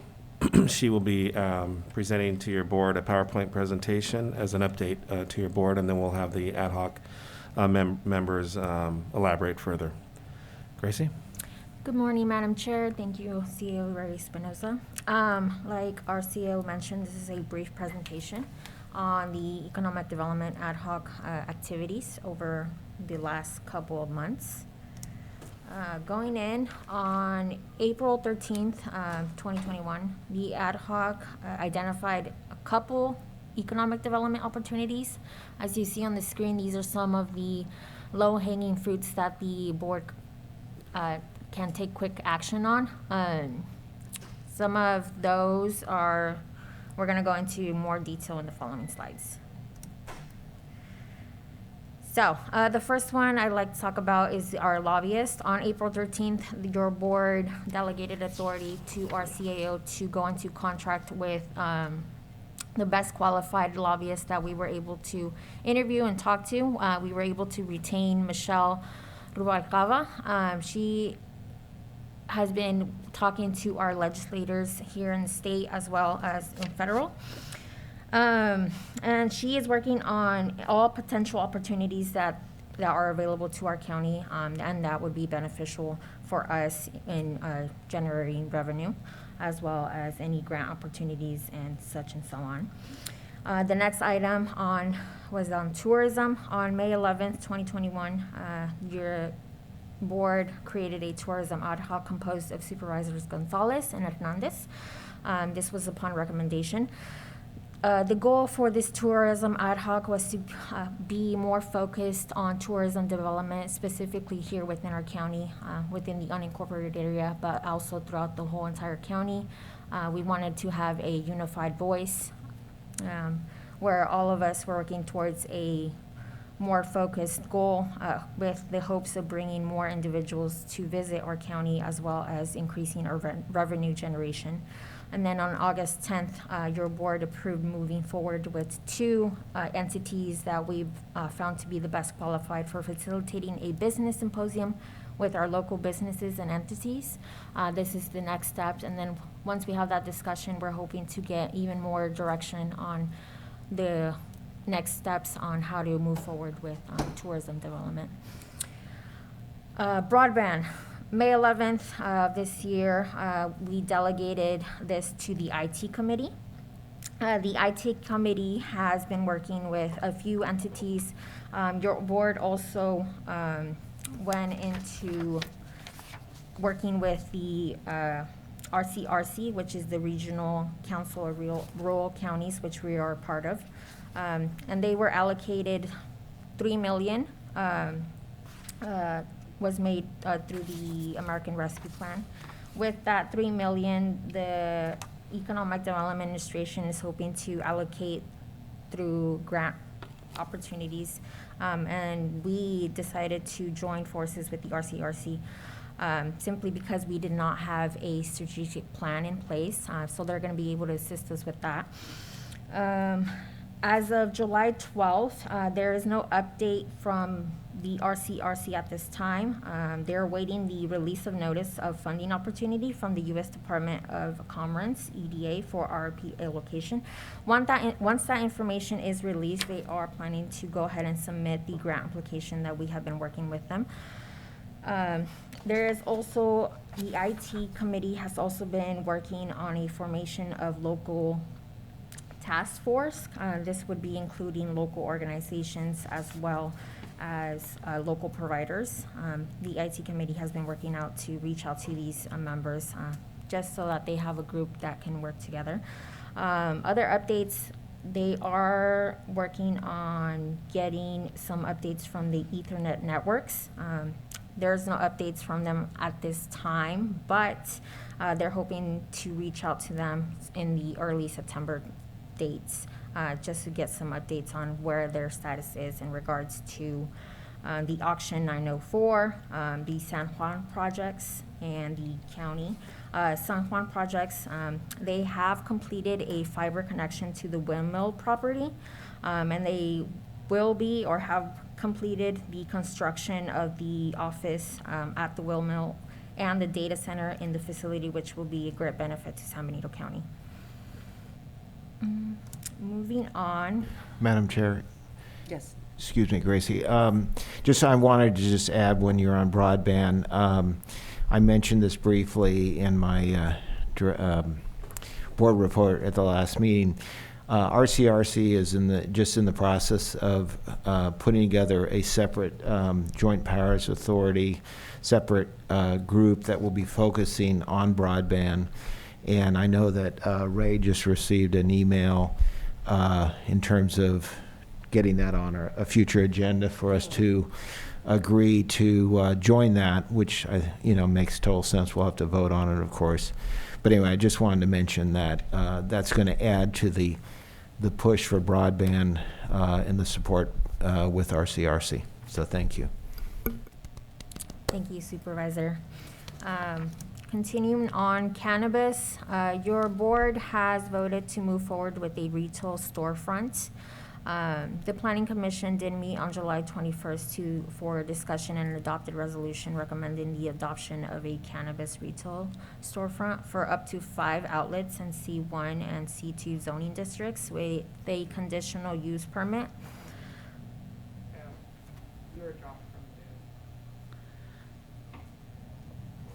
Zoom closed out.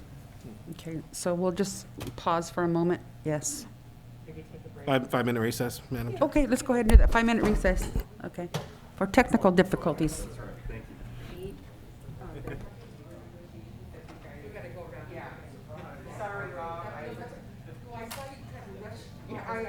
I honestly forgot I was at the door, so.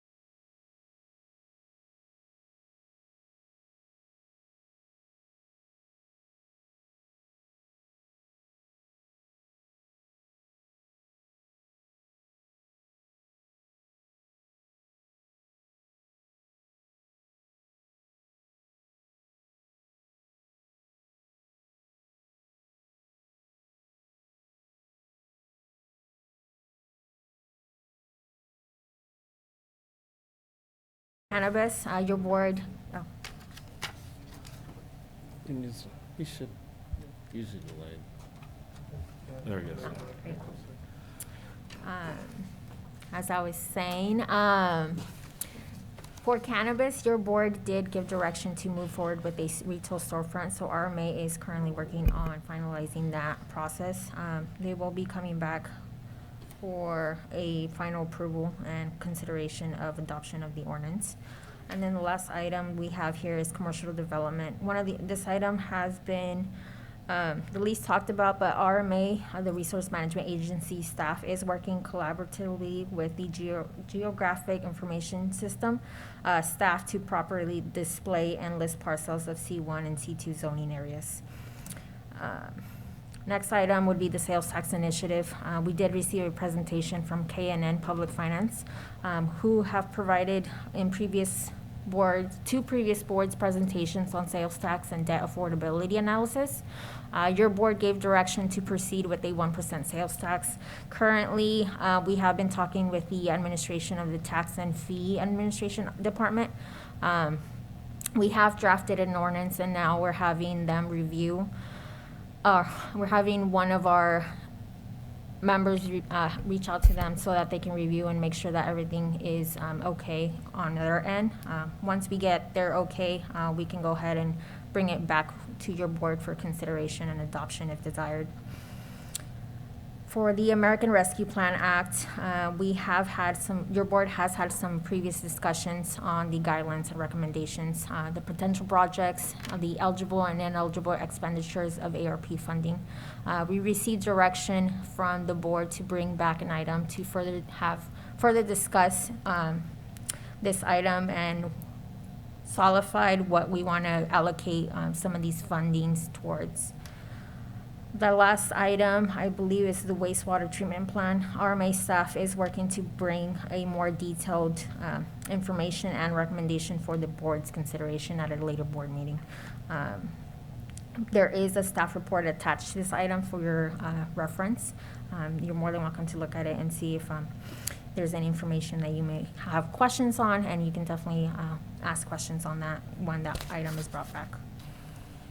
At this time, I would like to pass it back to the board for further dialogue. Okay, any questions, supervisors? You can go ahead, Bob. You can go ahead. I was just a question I had on the lobbyist. Do we have any update as far as where we stand on potentially securing any money and where the focus is right now? That's one question. And then it also makes me wonder about, I didn't say it up there, but we were talking about hiring, or maybe hiring a firm for grant writing as well. So that's a question I have on that as well. So in regards to our lobbyist, we are planning to bring her at a near future board meetings so she can provide updates on what work she's been doing and opportunities that may be available to us as the county. As far as the grant writing, I do plan to bring a discussion item to the ad hoc just so that we can get more direction on how we want to proceed in obtaining a grant writer. We can go the route how we did for the tourism. There are a few agencies I've located, and I would like to have a few more discussions in regards on what next steps would be ideal on obtaining a grant writer. And just to add a little further with regards to the lobbyist, we did reach out. I guess there was an issue with scheduling. I didn't want her to give us an update at this meeting, but we're going to go ahead and have her come to the next meeting. That's what I want to do. I do know she is working diligently on trying to allocate funding to our county and all the different parks, roads, so many different facets that your board has shown interest in. So I do know she's working hard at that. Yeah, so that's pretty more or less it. Yeah, and obviously it goes without saying, right now is the time to, with so much money out there potentially, to try to take advantage of that, as well as for the grant writing as well. But anyway, thank you. Also, just on the cannabis, I know that can you clarify, when is it going to be, I know it went back to the Planning Commission, when is it going to be coming back to us at the board level for the streamlining portion, the outdoor cultivation portion? And do you know if there were changes made to that when it was presented to the Planning Commission? Anyway, that's a question there I have. We'll invite Mike up for that one. Thank you, Mike. September 28th. Okay, Would you say September? September 28th. 28th. 28th, okay. And was it, and Robin and I have played phone tag, but were there any changes made, or is it pretty much what was presented to Planning Commission? It's as presented to the Planning Commission. Okay. Once they take an action, we're not going to change something before we bring it to you. Yeah, okay, all right, thank you. Thank you. Thank you, Madam Chair. Just a few quick things. Just I know it crosses over with the COVID ad hoc, but I think it's economic development as well. Just to note that with some of our funding, we did the business grant round. I thought that was successful, and we'll soon have some information on the nonprofit grants. That the process is wrapping up. I don't want to steal anyone's thunder, but we've invested heavily into our nonprofit community as well, and I think that helps create jobs and boosts our economic development. I bring this up every time we talk about this, Pinnacles National Park. Just want to say again, I think that should be our official slogan at some point. Maybe we can talk during the future items. I think we should just bring it back and do something and just ratify something. That's just me personally. And then streamlined planning, just want to note that goes hand in hand with the habitat conservation plan. I think that's a really good tool for us to streamline planning. I think that shows that we're moving forward on that front. And then additionally, one of those ones that crosses over is the tax sharing agreement. We're working on that with the city of Hollister to come forward with a fair tax sharing agreement that can benefit both the city and the county from an economic development standpoint. We've had a lot of progress there as well. Thank you. Madam Chair, if I may as well, I just want to, that has, that's a key component to the overall American Rescue Act funding allocation or budget as well. So some of the things that are coming out of some of these committees will vary the budget itself. So as soon as we get a little bit more information, we get a little bit more dialogue and actually have an agreement with the city, that's going to definitely change our budget with that. So then we'll come back with a presentation on that. Okay. Supervisor Hernandez? Yeah, Madam Chair. I mean, everything that was mentioned that we were a part of, well, besides the broadband element, right, there's a delay factor because we're waiting on the strategic plan from RCRC or the funding that would support that. And then obviously the tourism, that's coming soon. So ultimately, we're pretty much in the planning stages of that symposium to have these conversations. I'm intending on meeting with staff to find out when the next date is, unless they can give us an update if they already had something in place. But I had a question. Supervisor Kosmicki, you mentioned the tax sharing agreement. That wasn't part of this presentation, so I'm curious how that relates to what we're doing, with this economic development piece.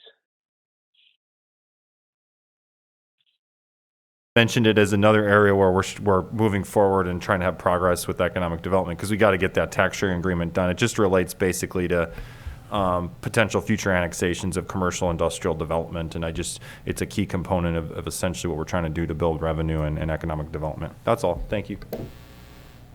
Okay. Yeah, because all I know is there's no ad hoc that relates to the tax sharing agreement. That's a whole board thing. I'm starting to become a little bit. When it comes to the ad hocs, I feel like we don't have any specificity, and that's one of the issues that I've had. So I'd hate to kind of throw a bunch of things into what we perceive as economic development, and then all of a sudden we have side conversations and ultimately confusion. I'd rather not do that to the board. Thank you. Ray, can you address that? Sure, Madam Chair. Actually, there is an ad hoc, a tax sharing agreement ad hoc. It was actually made up of Supervisor Kosmicki and Supervisor Medina. Medina left, so the board brought in our pinch hitter. I don't know, Supervisor Tiffany.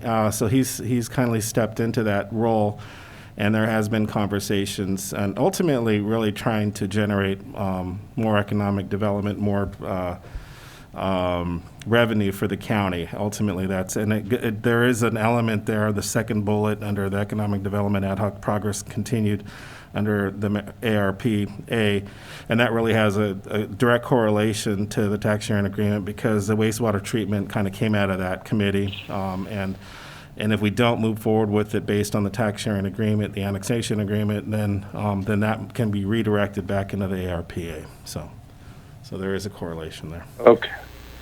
But I'm not saying there isn't, Ray. All I'm saying is that wasn't part of this presentation, so it just threw me off. Yeah, because that's a whole different, that's a whole different piece that requires a lot of delegation. I know that we had a lot of debate initially with the tax sharing agreement, and that's it applies to a lot of things. So I didn't, I feel like that requires a whole different level of conversation that's very specific. Because I would agree with Supervisor Kosmicki. Yeah, it deals with the commercial projects that, but I just know that there's debate with the city of Hollister right now. So I was unsure as to how that got brought into this conversation.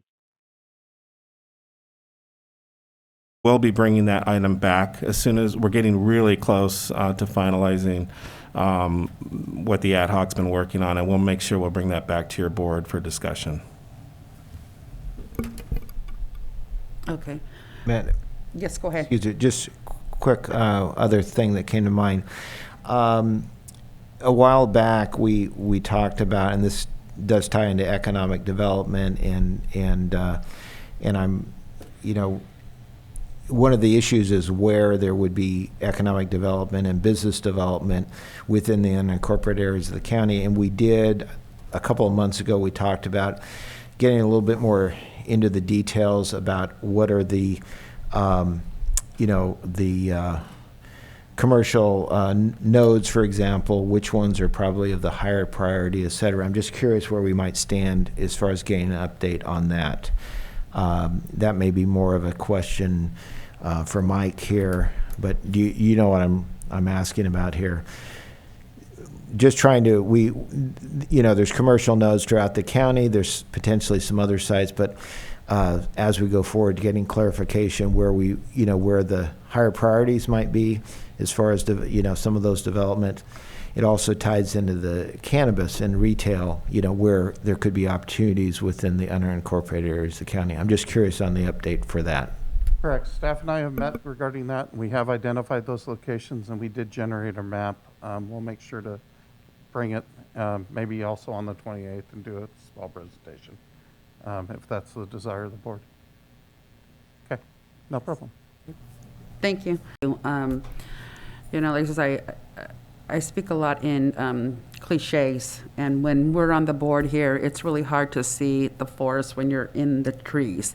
And this presentation was great to give me, I don't know about anybody else, but me, a nice overview of what's been happening since January the 4th. There has been a lot on our plates, and some good, some bad, but you really can't see beyond when you're stuck in the muck and mire of what you're existing and dealing with at the time. And for instance, the last two public, meetings that we've had have been horrendous. However, we have a nice positive aspect here that would have been on the 24th, but it's great because you can see all the hard work and the effort that all the supervisors have put in. And I say all, including, Mark Medina, because this is all part of his progress too. But the 5 of us sitting up here, and 4 of us sitting, but what we have done since we were installed since January, it's significant.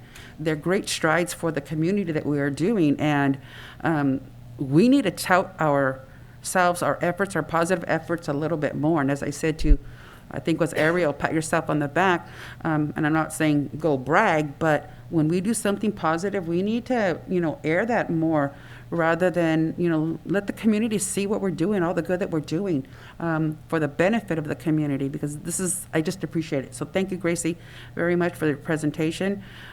It gave me a lot of information. I know that Supervisor Hernandez was asking about the tax sharing agreement, but it sounds like we're going to get a presentation coming up.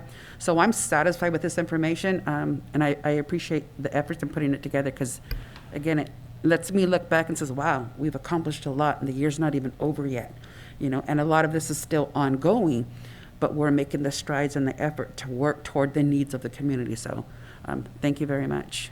Madam Chair, I think what we're going to do as well, in light of the last meeting that we had and some of the concerns that your board, in particular you, had with understanding kind of where we're at with the ad hocs and what work's being done. We're going to have a standing item on the regular agenda so the board members can chime in. There may not be, at that time, a lot of work that's been done, so we may not cover a lot of material, but there may be a lot of material to cover. So we're going to have that ongoing in the future, and so you'll be seeing that item on the agenda, FYI. That's greatly appreciated. Thank you. Yes. The public, Madam Chair? Yes, please. If you'd like to make a comment on Zoom, please press star 9 on your phone or the raise your hand icon on your screen.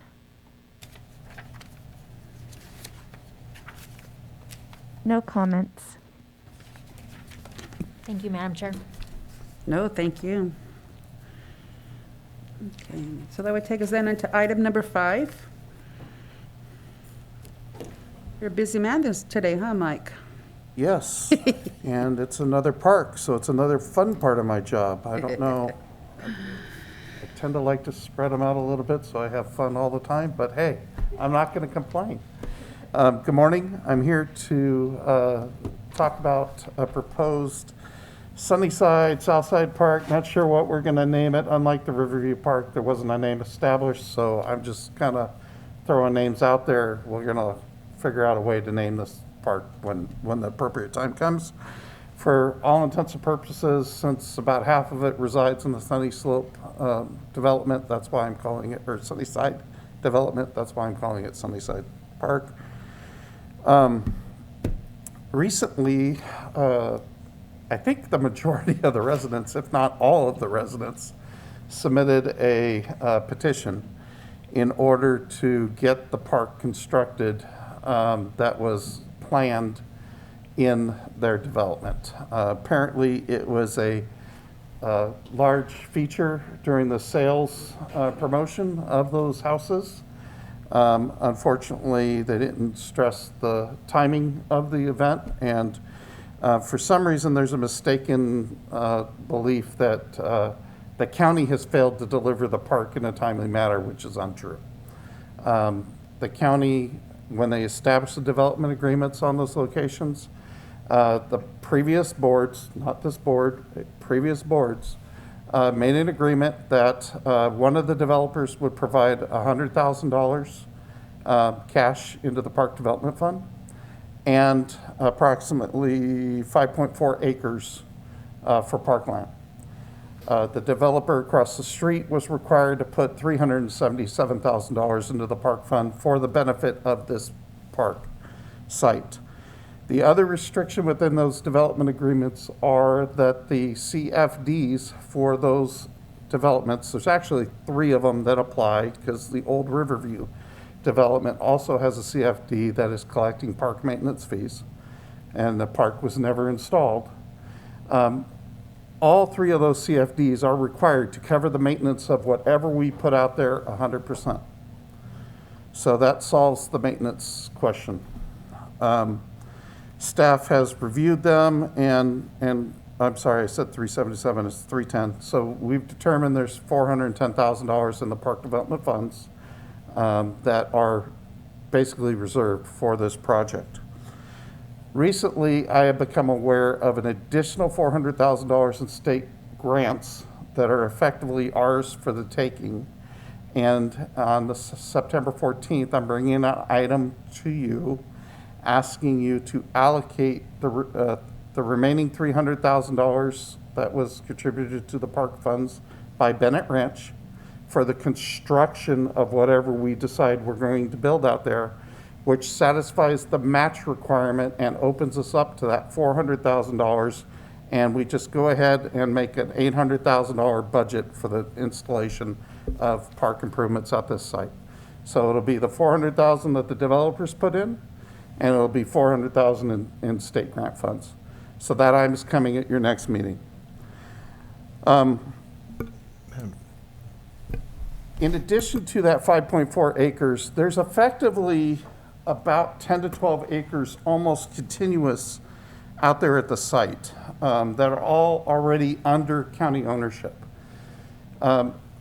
So my request, my presentation to you, and what I'm requesting authorization to do is not just confine this project to the 5.4 acres on the left side of the screen, which is located in that one neighborhood, but let's go ahead and open up the concept plan for the whole area there and work with all 3 neighborhoods to determine how to design that whole section, which ultimately becomes a section of the river park as we connect. And we're already working with private owners in between the high school and this facility to try to get the access through there for that section. I'm targeting that section specifically because that would provide a alternative transportation option for all the residents to get to the high school, where they can walk or bike. And if you're familiar with Southside Road and Union Road, there's no sidewalks. There is a bike lane, but that would be a much safer mode of travel. And I've identified alternative fundings for that source. Yes, ma'am. Okay, Supervisor Tiffany has a question, but before I give him the question, your Sunnyside estates, where your writings on the map there, that's the 5.4 acres that the initial, like right above the Correct. seal. Okay, so on the other side of the And the road. 9 is a stormwater retention pond in that far corner over there. Okay, so on the other side of the road, though, the 3.02, the 5.13, and the 4.49, that's the other contiguous property that you're referring to. And the 2.86. Okay, right there. So Okay. the 2.86 was created when we are doing the Hospital Road project, because it's moving the road. The 3.02 was the original parkland set aside in the Riverview. The 5.13 is a portion of actually the Southside yard down at the bottom.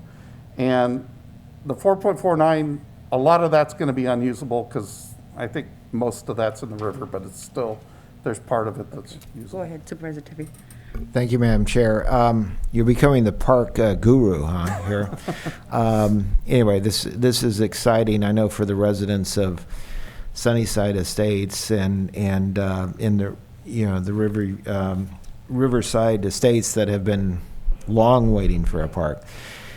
Clarification, I was under the understanding that from talking to previous board members, that there wasn't money, there was land set aside, but there was not money set aside. And in fact, they regretted that it wasn't put in the development agreement. But now I'm hearing you're saying that there's 100,000 plus 310,000, which is, to me at least, new news, which is great news. So this is something we found that we didn't think was there before, or was it just my misunderstanding on this?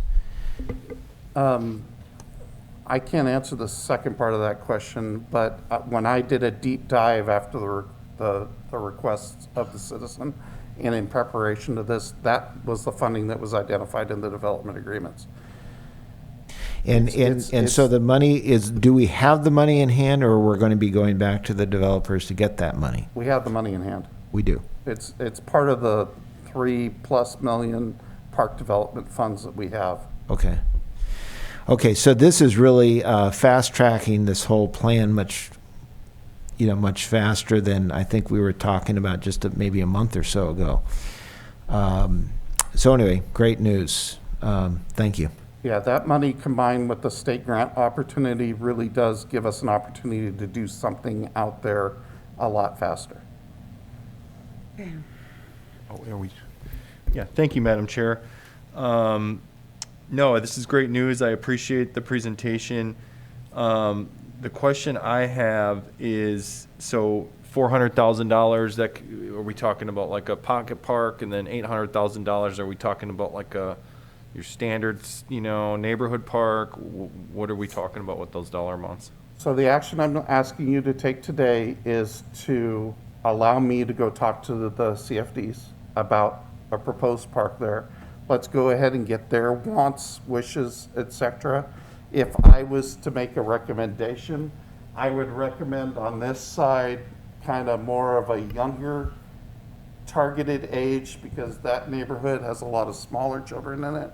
And if I was to target this side, it's more trails, possibly another sport court. That would be a more, you know, with a basketball court, which was more of a feature to an older population.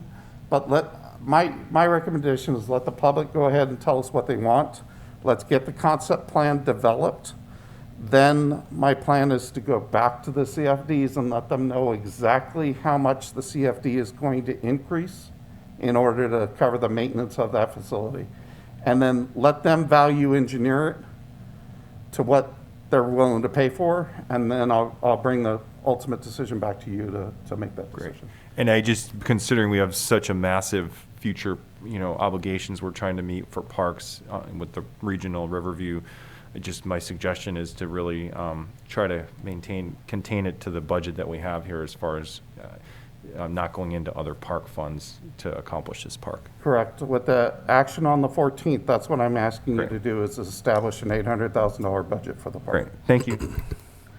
If I could respond to Supervisor Tiffany's question, I think that the $100,000 was part of the Sunnyside Estates development, which wasn't enough to fully develop the park.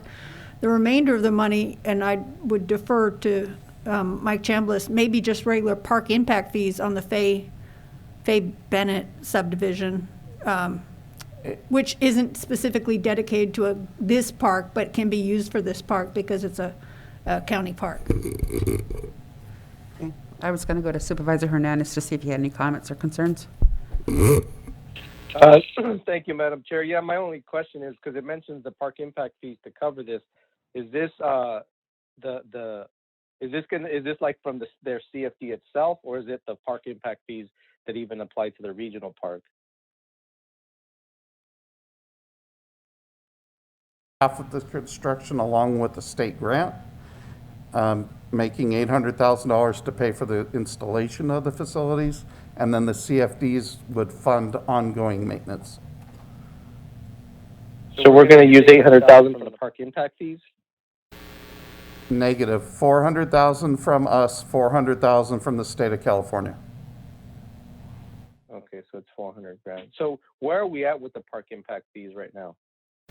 It's a hair over $3 million. A little bit more. Yeah, I think at one point. Gabriel. I think at one point in time we were at 4.5, and it seems like we keep shrinking. And I know the initial conversations was focusing some of those dollars on the regional park. It seems like we're getting less and less for it. Hello, Chair, Board of Supervisors. Supervisor Hernandez, actually your number's pretty spot on. So the number that I have, and it's part of the consent item that we're going to see a little bit later, the park impact fee fund balance as it stands, it was about 4.3 million. And for this year, we had allocated 2.5 going to the regional park. So in all respects, you are correct. It's around 4.3 million. My number was. Thank you, Gabriel. Okay. So my only concern is I had well over 20 plus contacts, individual residents, families concerned about what's happening at Sunnyside Estates. So I'm good and I'm glad and I'm happy that you're going to do the input, kind of the community input, the way you conducted for the regional park. I don't even know what to call it because it doesn't have a name. But so I'm glad because there are some serious concerns, and because a lot of these individuals who purchased their home, they were purchasing it on the condition of that park being promised. So I'm glad that you're addressing their concerns. And I don't want to micromanage, so I'm going to stay out of that meeting that you have. But many of them have my phone number and email, and I've already heard from them. So when is this meeting taking place? So tentatively, even just a ballpark, so that I know. So if you approve it today, my goal would be to get the meeting set up probably within the next 2 to 3 weeks. Okay. And my anticipation is we would hold probably 4 separate meetings and run possibly another electronic campaign, just like we did for the River Park. I don't know if we want to do 6, but maybe 4 initial meetings and then go back and do 2 once we have the concept plan identified to value and engineer it. So would that then be during the time frame, I'm going to stretch it out a little bit for you, so September, October, will you be looking? September, October. I mean, I want to get it done before the rain, hopefully, before the rains start. All right. Because I want to do it on site. Well, I appreciate that, because there were some concerns that, they weren't being listened to. But it sounds like you're trying to address all the concerns and get the input, and I'm satisfied with that. And as I said, I'm not trying to micromanage you, but I do know we have an entire development of unhappy campers there, and you're doing what you can to address the concerns. Yeah. Correct. Thank you. Thank you. Okay. Can I do a quick follow-up Yes. question? Yeah, and I spoke to and have received many emails as well, so it's really appreciated that we're moving forward like this. Just a follow-up question on the maintenance. So it will be, as you said, it'll be part of the CFD for the residents to be, billed through that for the maintenance. Not for the construction, but just for the maintenance of the park. Are they aware of that? I'm just curious. Obviously, that's part of the outreach. It makes total sense. They're going to benefit. It does have to be maintained, but as part of the outreach, obviously, we got to make sure that they're fully aware of what they're getting into. I understand that you said, part of it is looking at what that would be. And I think, so that's really critical. So there's no surprises for them is what I'm getting at. Correct. I don't believe on their tax forms, the CFD fee is broken out into how it's separated. Currently, because there's no park there was not an ability to calculate what those costs would be. So when the CFDs were created for Bennett Ranch and for Sunnyside, they just put in $2,000 annually cumulative for the maintenance of a park. I can't even go out there and spray the weeds once a year on dirt for $2,000. So it's going to have to change. And the decisions that the community makes will drive how much that changes. But by doing it this way, I'm going to be able to tell them exactly how much of a difference it's going to cause. And so they can make that decision as a collective group, and then ultimately it's your decision whether to go forward. This process is also going to require a 218 process, which is going to be a vote of theirs to vote the fee increase into their CFDs. And my recommendation is that we have that occur prior to constructing the park. Right. And then given the fact that you're dealing with 3 neighborhoods, not just one, and I assume that each of them will have to vote separately. Correct. So obviously that complicates things a little bit in terms of what each of them will get in their, so anyway, obviously that's going to have to be worked out. Correct. Because they may not all agree, all Correct. 3 of them. Okay, thank you. I like that suggestion that you had told us that you're going to present to us about when we check the box and then we see a dollar figure. That might be a nice tool to use when you're meeting with the individuals so they can see, okay, that's a $100,000 item, that's $150,000, that's a $200,000 item. So they can see what they're looking at and then the budget that is, and then their apportionment of that responsibility. Because Correct. money talks. People are always shocked at how much commercial park equipment Yes. costs, because it's not the playground at Home Depot. Yeah. There's a lot of liability insurance built into the cost of all these features that we're installing. Okay. Thank you. Any other questions, concerns? If not, Public? public. If you'd like to make a comment on Zoom, please press star 9 on your phone or the raise your hand icon on your screen. You've been unmuted. Please state your name for the record, your district, and you have 3 minutes. Hi there. My name is Matt Rogers. I'm with District 4. Can you guys hear me? Yes, we can. Perfect. Hey, I just wanted to give you guys a very heartfelt thank you and a token of appreciation. I know so much of your feedback is negative. I was there at the meeting last week. It was an absolute circus. You guys did the best you could under a very tough set of circumstances. So I want to say thank you for your professionalism and the time you've taken for our park and our community. I know they're less priority items that, in comparison to revenue planning and everything else, which need to be done. But this is one of those fun things which I know that my neighborhood will really benefit from. I'm in the Sunnyside Estates neighborhood, and we're very grateful. I want to take you guys off the hook too. I know it wasn't your fault or the fault of the group before you, for the park and kind of fell through the cracks. I will put that blame on KB Homes. They completely lied to us when we bought our homes. I know you guys are aware of that. They've lied, cheated, and stole from us every chance they have. If I had the opportunity to go back in time, I love my home, but they've almost made it not worth buying in this neighborhood. So hopefully with this park, we get back on the right pace of things. Mr. Chambliss just hit a home run. I really am grateful for everything he did. I had a whole speech planned out, but he kind of checked every single box that I had been ready to talk about. So thank you again. Our neighborhood has about 200 homes in it. Now, I have not surveyed my neighbors, but I've walked around quite a bit. It feels like 3/4 of the neighbors here have children, young children, all under the age of 5.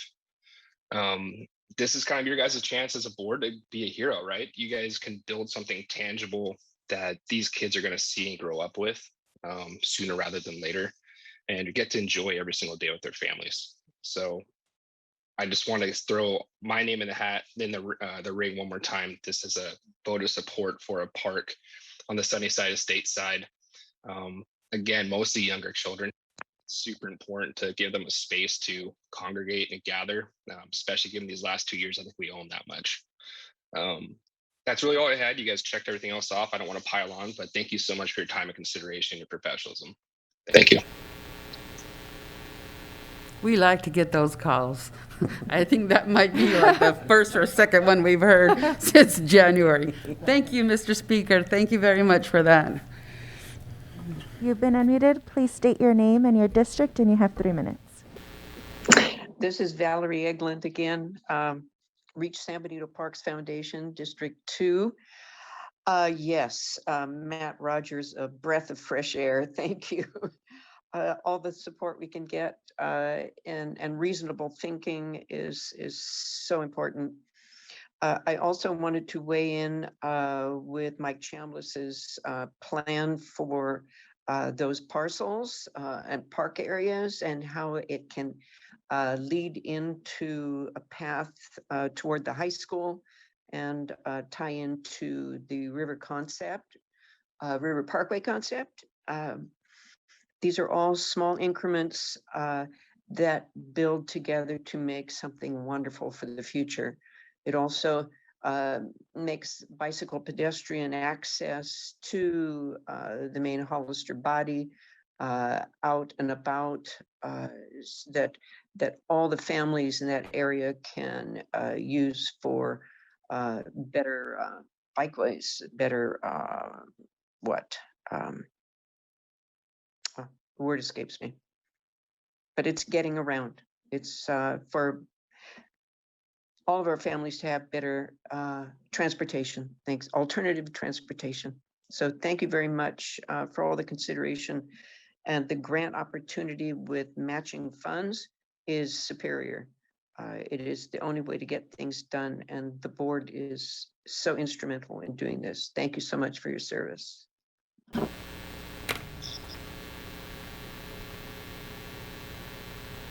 You've been unmuted. Please state your name and your district, and you have 3 minutes. Hi there. My name is Brianna Mancebo. Good morning, Madam Chair and Supervisors. I would first off like to thank Mike Chambliss, because I know that you've been getting a lot of emails and calls, just like Bob Tiffany and B. Gonzalez have, about this park.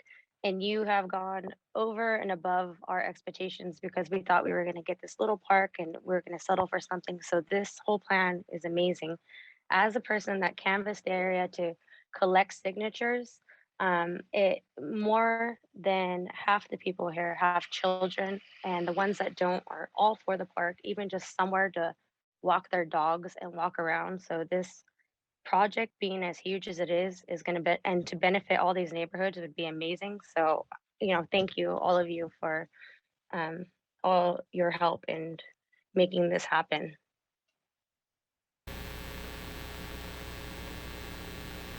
No other comments. Yeah, what a feel-good meeting this has been. I don't know what the hell's going on.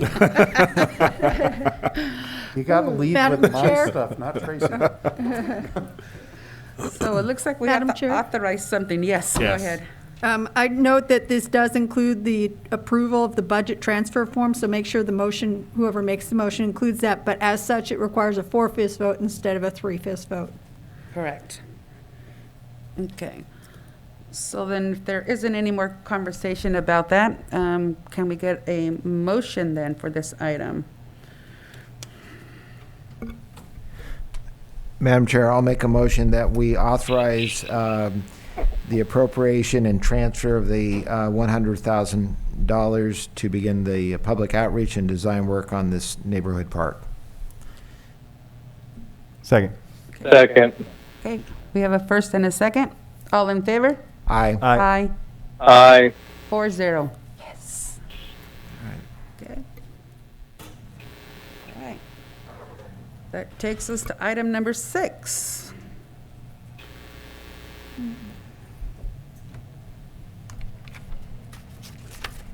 Good morning, Madam Chair, members of the board, and members of the public. I am here to discuss adding new items on the agenda that has been requested by your board. This item will give the opportunity for the board members to request items to be placed on the agenda at a future date for discussion.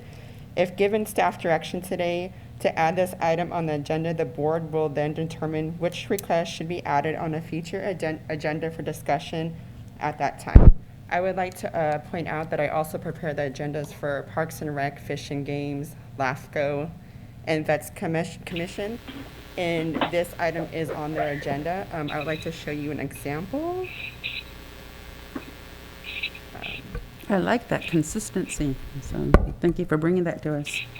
So this is what it looks like. It is usually the last item on the agenda before adjournment. So as you can see, item number 10, feature agenda items, right before adjournment. So this is a pretty normal practice on other agendas, so. And we wanted to can point do that that in the future. When I was preparing this agenda item, it was kind of at last minute, and some items were included that people wanted, some were not included that people wanted. So let's just do it as future agenda items in the future, if that's okay with the board. And also, there's no discussion as such of this item.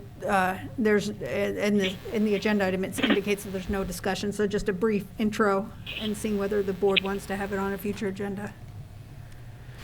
Most definitely. So any conversation about that, supervisors? Madam Chair? Yes. And as far as process, we just bring up our ideas and then we see if there's a second That's right. supervisor, That's basically. right. Yeah. So I think everyone knows I previously requested campaign finance reform.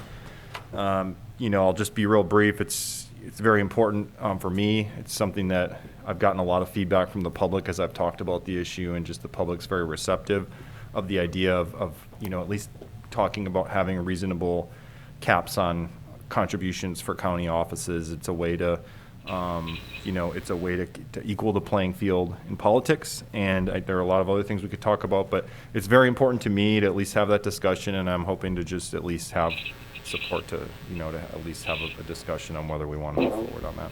Is there a second supervisor that would like to say yes to this item, and then we can move on to the next? Yeah, I'd be happy to see it on the agenda. Thank you. Appreciate that. Okay. So Okay. future, that would be campaign finance. Any other topics that of our interest that supervisors would like to hear? My only concern about right now, since there's only 4 sitting board members, and this is something that kind of keeps reoccurring before we go on to another suggestion, is that with 2 members, only 4 members and 2 members and 2 members, we frequently are having an impasse where the staff will invest time and effort to develop whatever the topic is, and then because of the end vote with only being 4 board members, it becomes then a moot point. And so that's just my concern.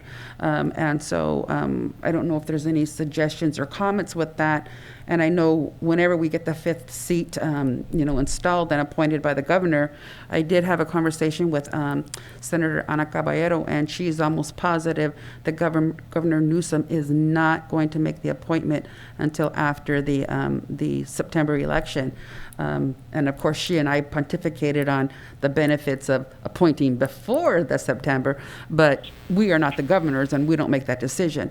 But that was the consensus that she believed that he was going to do, was hold off until after the September. And then, of course, we then played politics to see, well, who would be the possible appointment, because of the dynamics.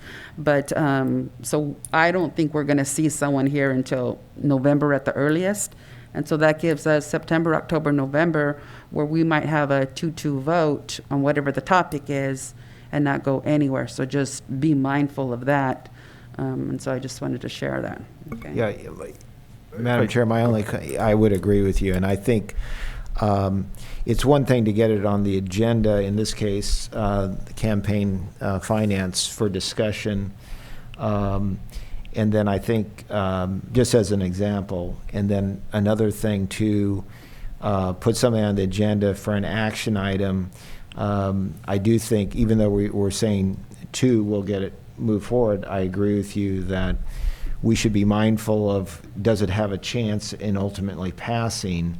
And if not, then, I would, at least personally, probably not want to get it on the agenda, so we're not wasting the staff's time. Some things are, maybe a relatively just discussion item presentation, like this, campaign finance. I see the benefit of at least having that discussion. But I agree with you, Madam Chair. Thank you. Yeah. Madam Chair, just to add, the staff I think Barbara has done most, if not all, the staff work on this. So on this one, I think we'll just be able to shift over what we've already, had out there. So. Yeah, and to address your concerns, it might be a 2-step process in some cases, getting to direction to place it on the agenda for discussion, then develop, full ordinances later. Yeah. Okay, all right. I'm just trying to be mindful of staff time, effort, and so forth. Thank you. Okay, so is there any other topic that any other supervisor would like to include on this? So do we need a vote on this item right now? We're just direction. No, just Okay, direction. so any other item? Supervisor Hernandez, do you have anything you want to add? Yeah, Go ahead. I had 2 items, Madam Chair, and I've been thinking about this a lot, and it's actually it's consistent with what you just shared with trying to have not waste staff time, and ultimately having to deal with what does that mean for 2 board members to bring a conversation forward. So it's originally when I had heard it, I thought, no, that's going to create redundancy, but I think it might actually make more sense.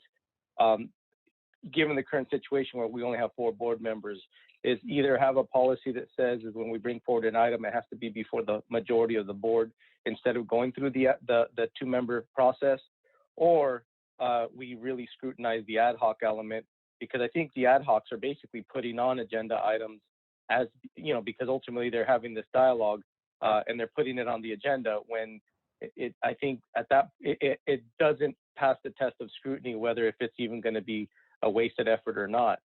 So I feel like because we're lacking 1 board member, I think there's got to be, I don't know if you temporarily delay the 2-member ad hoc, bringing it to the board, or you put it, and scrutinize the ad hocs, or you just say, let's only allow a 3-member, basically the board majority, to put things on the agenda. That's one thing. And then the other thing was the stipend process is very, very complicated. I know that there's been a lot of back and forth when board members attend events. It's you attend, and if they provide you breakfast, there's all these different elements where you're not necessarily. It's a complicated process when you're dealing with reimbursements. A lot of the time, reimbursements don't happen right away. When you're spending a bunch of money on getting out there, and then all of a sudden you're putting in your your receipts and all that. And I mean, obviously we got to be 100% transparent, but I think if you had a very simple, I know when I was on the school board, you'd go to breakfast, you'd get $10, you go to lunch, you get $15, and it just kind of simplified things. So that way you didn't have to worry about, do I need to, I'm supposed to eat here, I guess. And when you go, if they close you off at 10:30 and you had meetings all morning, you missed breakfast, right? So you got to wait for lunch. So there's just different scenarios. I think you're kind of locked into not being able to really be productive in these events because you're limited. Like I can't go to a meeting because I got to hurry up and go to breakfast. Otherwise, I'm not going to be able to eat. So anyways, just a lot of different scenarios that makes it really complicated. So I'd really like to revisit the stipend process. Okay, so let me summarize, because I was trying to stop you to say one item at a time. So I'm going to jump to the second one you mentioned first. So you want some sort of stipend process to be evaluated and looked at to be put on the agenda, right? Yes, and I believe. Correct. A flat feasible rate. Yeah, maybe Ray can. Yeah, and I believe what Supervisor Hernandez is requesting is a per diem allocation. So we'll bring that back to Okay, your so board. then I'm going to call it a per diem rather than, because I know by law there's certain particulars that have to be adhered to, and I know this is not the time to talk about it, but we're talking about it. So per diem, so that's going to go on there. So I will be. But I think your board still needs to. Well, hold on. I was going to be his second for the per diem. Okay. So I'm kind of going one at can a I- time. No, we're not talking about it. No, I was just going to ask for a friendly, broadening that a little bit to Well, no, include because the travel policy. we could do that when it gets. I know, on but there. if it's just per diem, I was Per hoping diem with to regard to travel travel. policy. I was hoping to have a Per diem with discussion regard about to travel? if Supervisor Hernandez is okay with that, because I think there's other elements of the travel policy. Did you hear that, Supervisor Hernandez? He said per diem regarding travel policy. Is that? Yeah, I mean, it's pretty much when you go to attend a county sanctioned event. Okay, I'm just trying to avoid the conversation that we're not supposed to be happening. Okay, so I will be your second on the per diem. Now, the ad hocs, I'm hearing you, and I don't know if I'm going to confuse it, and we're not supposed to talk about it. So to evaluate the ad hocs, would that be a fair a summary of what you want? Is that? So it's two options. We evaluate the ad hocs as it pertains to bringing things onto the agenda, so that way we clean that process up. Otherwise, we just go to a three board, basically a majority bringing items to the agenda. Okay, can you? Madam Chair, if I may just highlight, at our last board meeting, staff in particular, I went ahead and recommended that we would meet with you to review the ad hocs and to go over that. We actually have a scheduled meeting next Tuesday to go over the ad hocs, to review any stagnant ad hocs, and to address some of the concerns that Supervisor Hernandez has. So that might be a moot point then. We'll bring that back to the board. So we will bring that back to the board. That was the plan. That was what we talked about. And hopefully that's okay with your board. Okay. The other item, I believe, is regarding 2 votes versus 3 votes. We still have that item that we're going to discuss at the next board meeting, that we deferred to the next board meeting, that we'll discuss that as well. So we're going to elaborate further on that again with your board at the next board meeting, to define really do we want 2 board members or 3? I think everyone brings up a really valid point. Staff, there's a lot of staff time to generate these staff reports and build them. I think what I would suggest is that we just present a light view of, if your board so chooses, we present kind of a staff report light. If your board wants to elaborate further and we get direction from the majority of the board, yes, we wanted you to really delve into it and invest more time, energy, ordinances, bring something back with a resolution at that point, then maybe we can discuss, a little bit more input and direction from your board at that point. That would be our recommendation. Okay, all right. And then the one item that I was hoping that we could put on the agenda is communiques at the dais during the Board of Supervisors meetings. Now, I don't know if any of you are aware of this, but anything that we communicate outward while we are sitting here during a public meeting is then subject to public scrutiny because there's communications while in the meeting. So for those of us who have our phones and are responding by text to somebody else, that's an ex parte communication with somebody else that is not being heard publicly. So I would like to have some sort of policy regarding phones. And again, I'll let the staff, put that in there. But when I was on the school board in 2000, well, cell phones weren't really as popular as they are now, but 2006, 2010, we were not to be using our cell phones at the dais, because then that would then open up those communications. And I'm not saying that we're doing that up here, but if we are, any communications that we are communicating to the outside could be subject to Public Records Act. So I would like that conversation had. Wherever it goes, I'll abide by the majority, but I know some jurisdictions make the trustees, supervisor, whoever the jurisdiction is, literally put their phones in a little basket so they're not part of the outward communications. And so I just want to make sure we all know that we potentially could be opening ourselves up to some serious consequences if we are communicating with the outside while at the board meeting. Madam Chair, I'd be fine supporting that. I do just want to, without getting into much discussion, if somebody has a family emergency or something and they don't have their phone, there could be an issue there. And I understand, yes. Just want to be mindful of that. Yes. Thank you. Okay, so any other topics? It looks like we have some good ones, three good ones, yes. Just for clarification, travel policy, though, I'm going to be allowed to bring up other issues within the travel policy, right? It's not just going to be how much we spend at lunch or Travel, whatever. yes. Okay, I would thank you. imagine, right? I'm sorry, the whole travel policy? Yeah, he wants to talk about the travel policy, and then Peter wanted the per diem attached to. We'll intertwine it. Yes, because I actually don't even know the travel policy, to tell you the truth. We'll provide. Okay, We'll provide a background on it. okay. Anything else? Nope, well, that item on the agenda, we'll be able to handle it, okay. Yeah, any Public on comment, since we, I'm gonna have to tattoo public comment on my forehead so I can remember. If you'd like to make a comment on Zoom, please press star 9 on your phone or the raise your hand icon on your screen. No comments. Okay, that was easy enough. so we have clear direction. Thank you. Yes, thank you. Okay, that takes us to the final item on the agenda, the consent item. We have the budget. So do I have to say, do we want to take a vote on the consent item, or do we need to hear it? I think we need to hear the item. This item was pulled from the consent, so the clerk of the board just labeled it consent, but this item was to be heard. So, so Supervisor Kosmicki is actually the one that pulled the item, so maybe we'll if you don't mind, Madam Chair, we'll defer to him for the questions. That's fine. Yeah, thank you, Madam Chair. And I thought pulling the budget, made sense. Just we've had questions about items on consent. Nothing is probably bigger than the budget. So I did have a couple things I wanted to bring up, but I don't know if Gabriel, if it's worth. We don't need to go through the whole thing, but just maybe the big numbers like general fund, balance and deficits, any deficits, and just the main 10,000 foot level, I think, for the public would be nice. Sure. And then I have some things that I was going to bring up after that, if that's okay. Yes, so good morning, public, chair, board. In the budget, in the item that was presented in the attachments, the biggest piece of it is the adopted budget, which consists of the 15 schedules.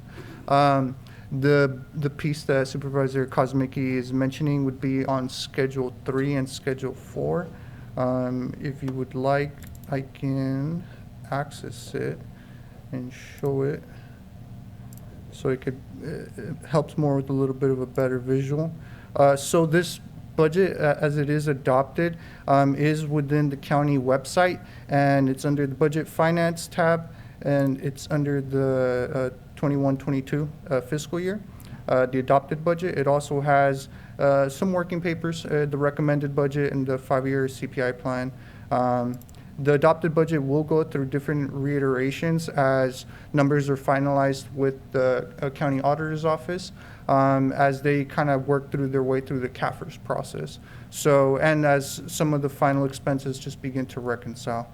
So for wanting to see what our county, essentially what our fund balances look like, you would be wanting to look at Schedule 4 and Schedule 3. fund balance and then obligated fund balance. You would want to look at the obligated fund balance to see whether if there's any pending obligations that are already tied up within the budget, if there's some funding that's specifically being reserved or assigned. And there's where you'll kind of get a better number of what an unassigned dollar figure is, which is an unspent amount of funding going forward that the county can then use towards different expenditures. So if I can go down, so page 10.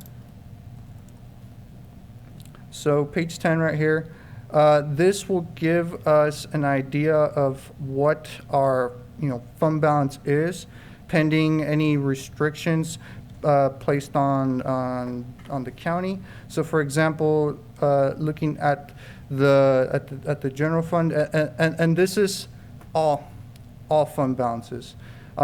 So taking into account if there's anything restricted or reserves. So the first column right here, column 2, essentially the general fund balance has about 33.7 million in all reserve funding. Once we break it down, we take apart column 4, our non-spendable, restricted, or committed funding. We drop about 5.2 million. And then as we then remove any assigned expenditures, which is about 13 million, we get essentially our unspent funding going forward, which is about 15 million. Now, the biggest portion of this unassigned, unspent fund balance is the American Rescue Act funding. So little by little, as we kind of move through assigning some of the funding or committing some of it towards different projects, whether it be the incentives or other projects related to the funding, that unassigned money will then become assigned or purposed out to different projects. So that's the biggest piece. Now, in quick comparison to how we were last year, we are just going to be breaking about even, taking into consideration the revenue that we received this year in relation to property tax or sales tax. We're going to be pretty much breaking about even, and then also pending some FEMA reimbursements, we could be even being a little bit better off. But the whole process of the reimbursement process with FEMA takes some time. So the only funding that I'm showing here and that is estimated is funding that we've already received or has been obligated to us. There could be some funding, and as we kind of move along, that later on down the line does get potentially obligated. So this is a snapshot in time and can potentially go up or down. Madam Chair, if I may, I wanted to share, the board had requested to have have an actual agenda item that would actually define the fund balances where we stand. So we will be bringing back a presentation. I wanted to make sure your board was aware of it. Gabriel and I have been talking about this. Mm-hmm. There are a tremendous amount of funds. We have tobacco securitization funding, a pool. There's some other funding that we have in reserves. That we want to highlight all reserves to you where we stand that are in some cases outside of this picture, but we wanted to share all of those. So hopefully in the next quarter, we'll bring that back to your board and present that. And I explained to Gabriel, we need to make sure we provide those kind of quarterly reports. And prior to the next budget process, I think this is where we can establish policy. I know the board has requested to use some of that for roads, a percentage to bring some of those reserves down and possibly divert them to some of the essential needs in the community. So with that, we can talk a little bit more later about that. But I wanted to make sure the board was aware of that. So essentially, the presentation that CEO Espinosa was mentioning is an in-depth look at what would be Schedule 3 and Schedule 4. Schedule 4 is the one that I have up here.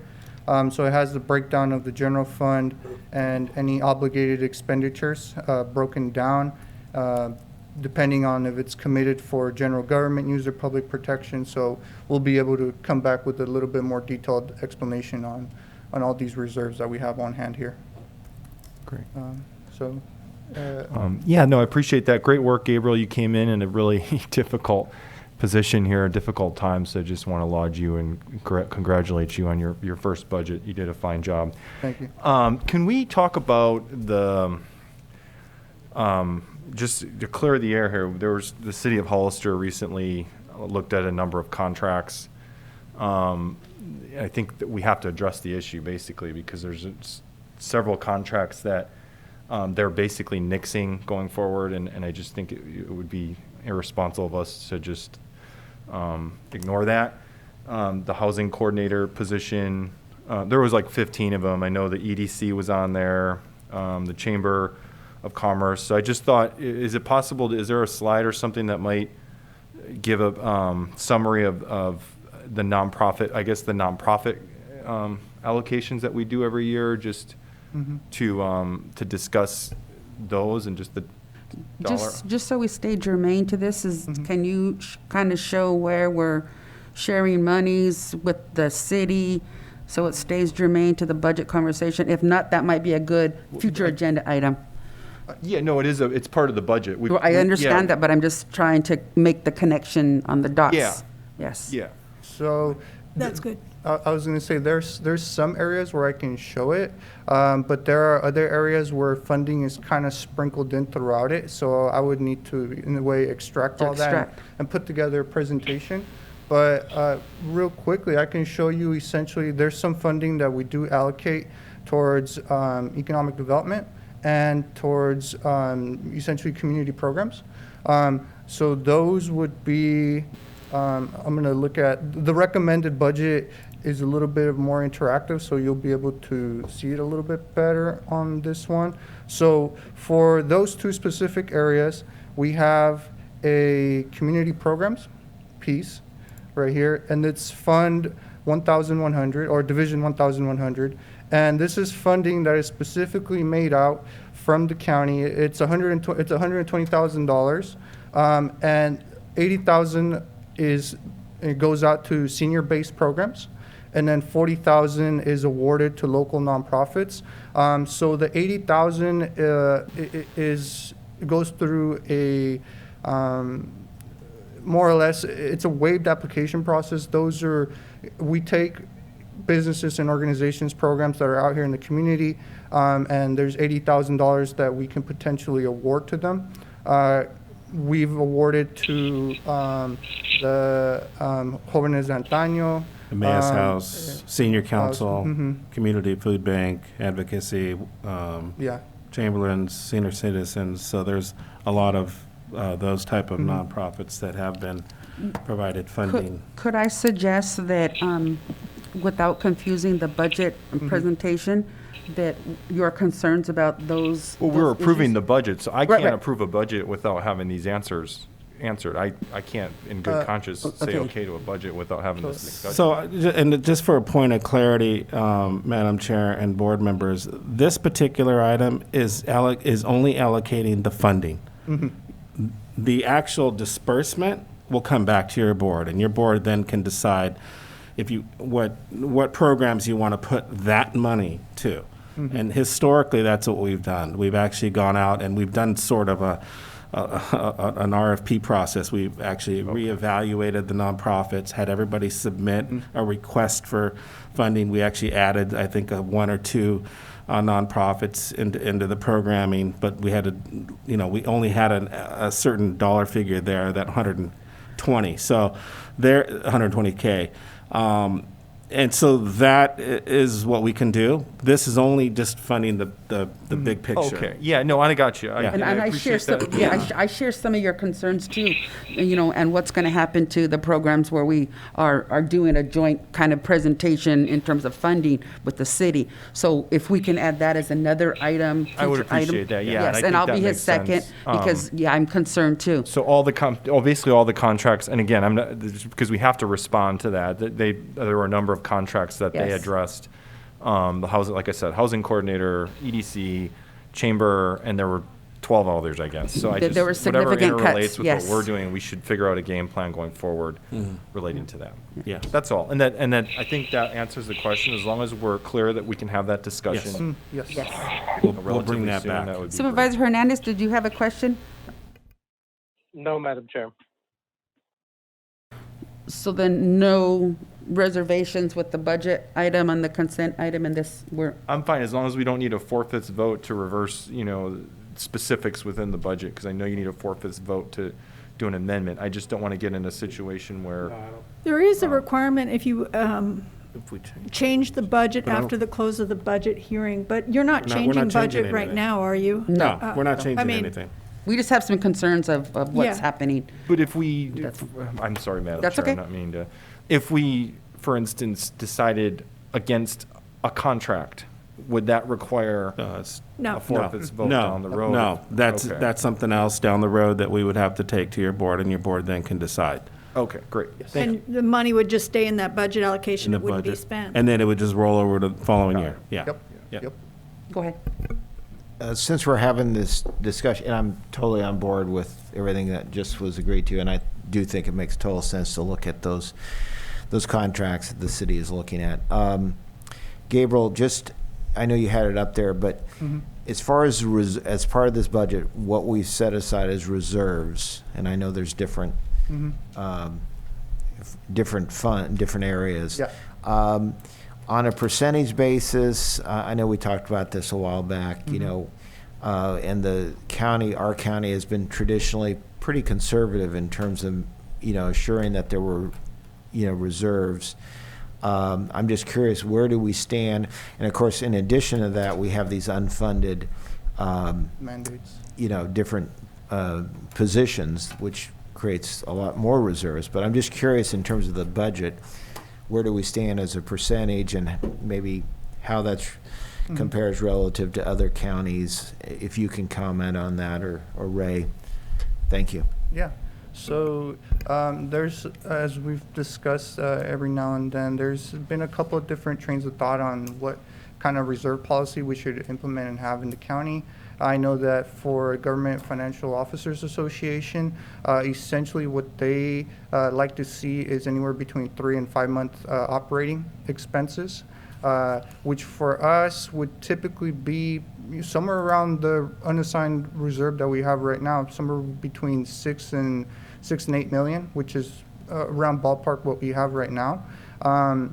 And I know that what we've been kind of trying to do in a way, and being as conservative as we've been, is we've been in a way loosely wanting to have somewhere about a 20% reserve, which would be pretty excessive, noting how much, you know, money we would need to put in there. We'd be needing to put a little bit more than 10 million in there, which would be, in my opinion, a little bit excessive, but maybe something to look at. And I can definitely look at other jurisdictions to see what they have in terms of budget reserve policies and bring those back, so we can have an idea on what neighboring counties and jurisdictions are doing in the form of policy that they have set in place.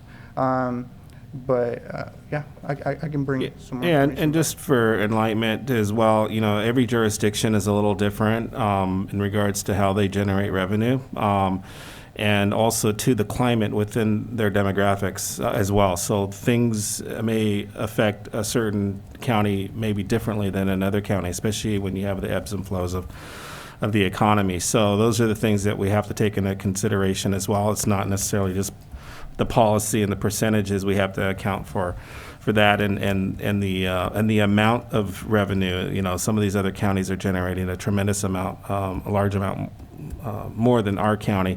So we have to be mindful of that too in a downturn of some sort. So those are other elements that kind of aren't in black and white. Those are things we have to consider.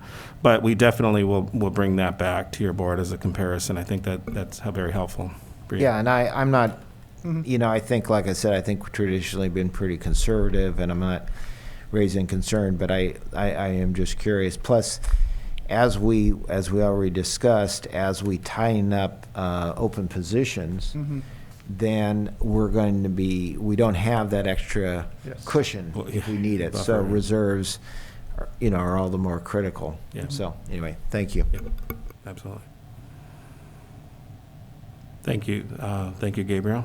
We'll turn it back to your board. The Madam public? Chair, and to the public. Are there any public comments? If you'd like to make a comment on Zoom, please press *9 on your phone or the raise your hand icon on your screen. No comments. Okay, nice. All right, so then, if there aren't any other comments by the supervisors, can I get a motion on the consent item number 1 regarding the budget? I'll move to adopt resolution adopting fiscal year 21-22 budget for the county and special district governed by the Board of Supervisors. I'll second. Okay, so I have a first and a second. All in favor? Aye. Aye. Aye. Okay, 4-0. All right. Then can I get a motion to adjourn? So moved. Second. All in favor? Aye. Aye. Aye. Okay, 4-0. All Have a right. great day, everybody. Thank you. Thank you. We did it, Bob. Do you guys